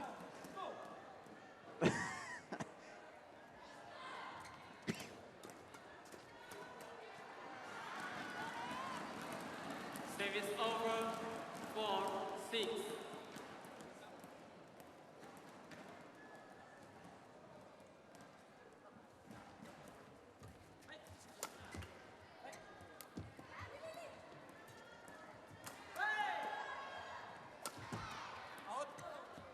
Chuk-yu crouching down. I don't think he's ever been in that net position before in his life. He was looking pretty terrified there.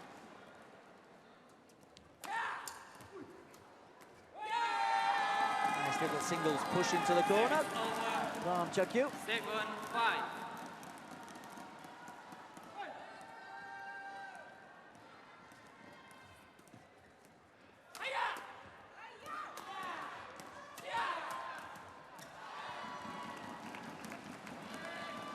Service over. 6-7.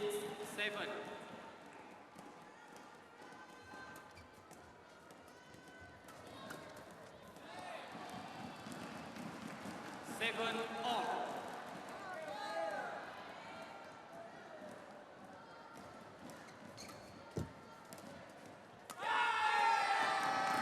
I like the work of Alexandra Boyer. She's had an important role to play. Been a little bit peripheral, but then again, 3 versus 3, you only get a third of the time to be involved. Yep.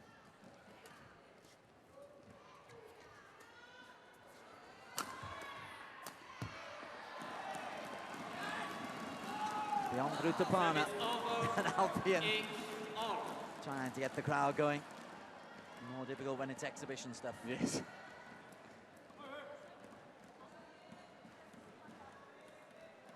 Svetlana, isn't it? Not Utapana. Yeah, it's Svetlana, yeah. Although they do get mistaken quite often, according to them. Service over. 9-8.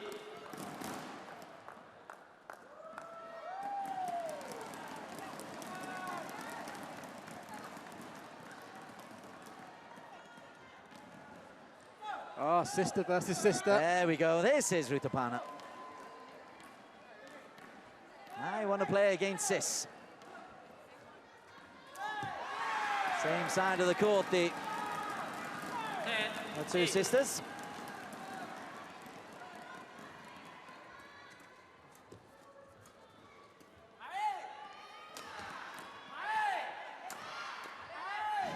I wonder if she's going to go at her sister yet. No. Ah. I don't think she was expecting to play. Her shoulder's not fully warm. She's doing some shoulder rolls and all sorts in between points, trying to quickly warm up. Oh, check you. Service over. 9-11.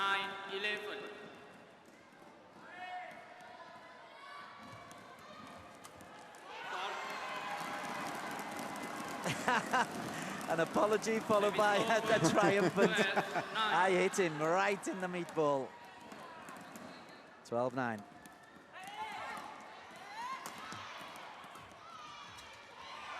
Oh, didn't quite work there. 13-9.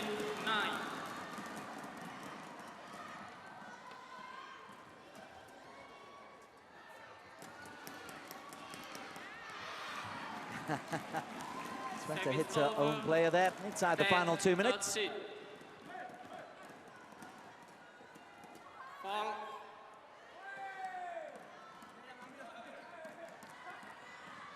The umpires spoil the fun by taking it seriously.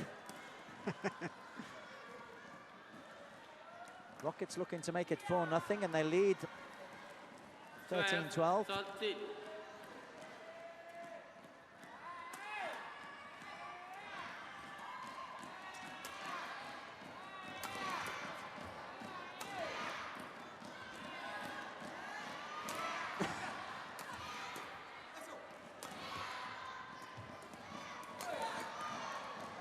24 shots, 26. Shot 28 into the net from Svetapana.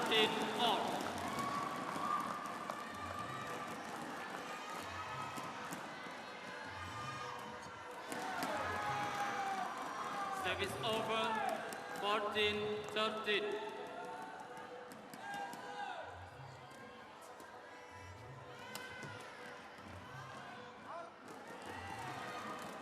Lightning have got themselves level, and maybe they'll get the consolation of picking up the final game. We are going to go into a pressure point, actually. Service over. 15-14. Rockets with the lead. The Rockets are like another 4-0. Service over. 15-all.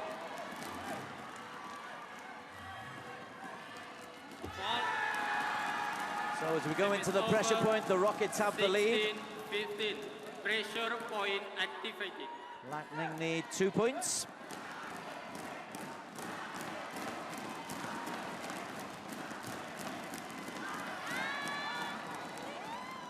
Chuck Yu puts it out. Service over. Apologizes to his 16, teammates. match point all. And so this is the game point.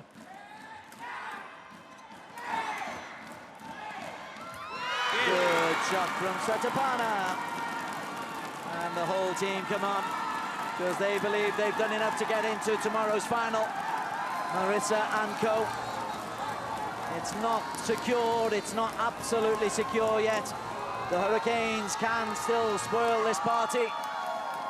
But there is the celebration from Svetapana and co. and the Rockets. Now they've won this one by 4-0. They've won the tie by 5 tie points to 3. And they think it's enough to get them into the final. Certainly should be. The game's difference of +10. In fact, it does get them into the final.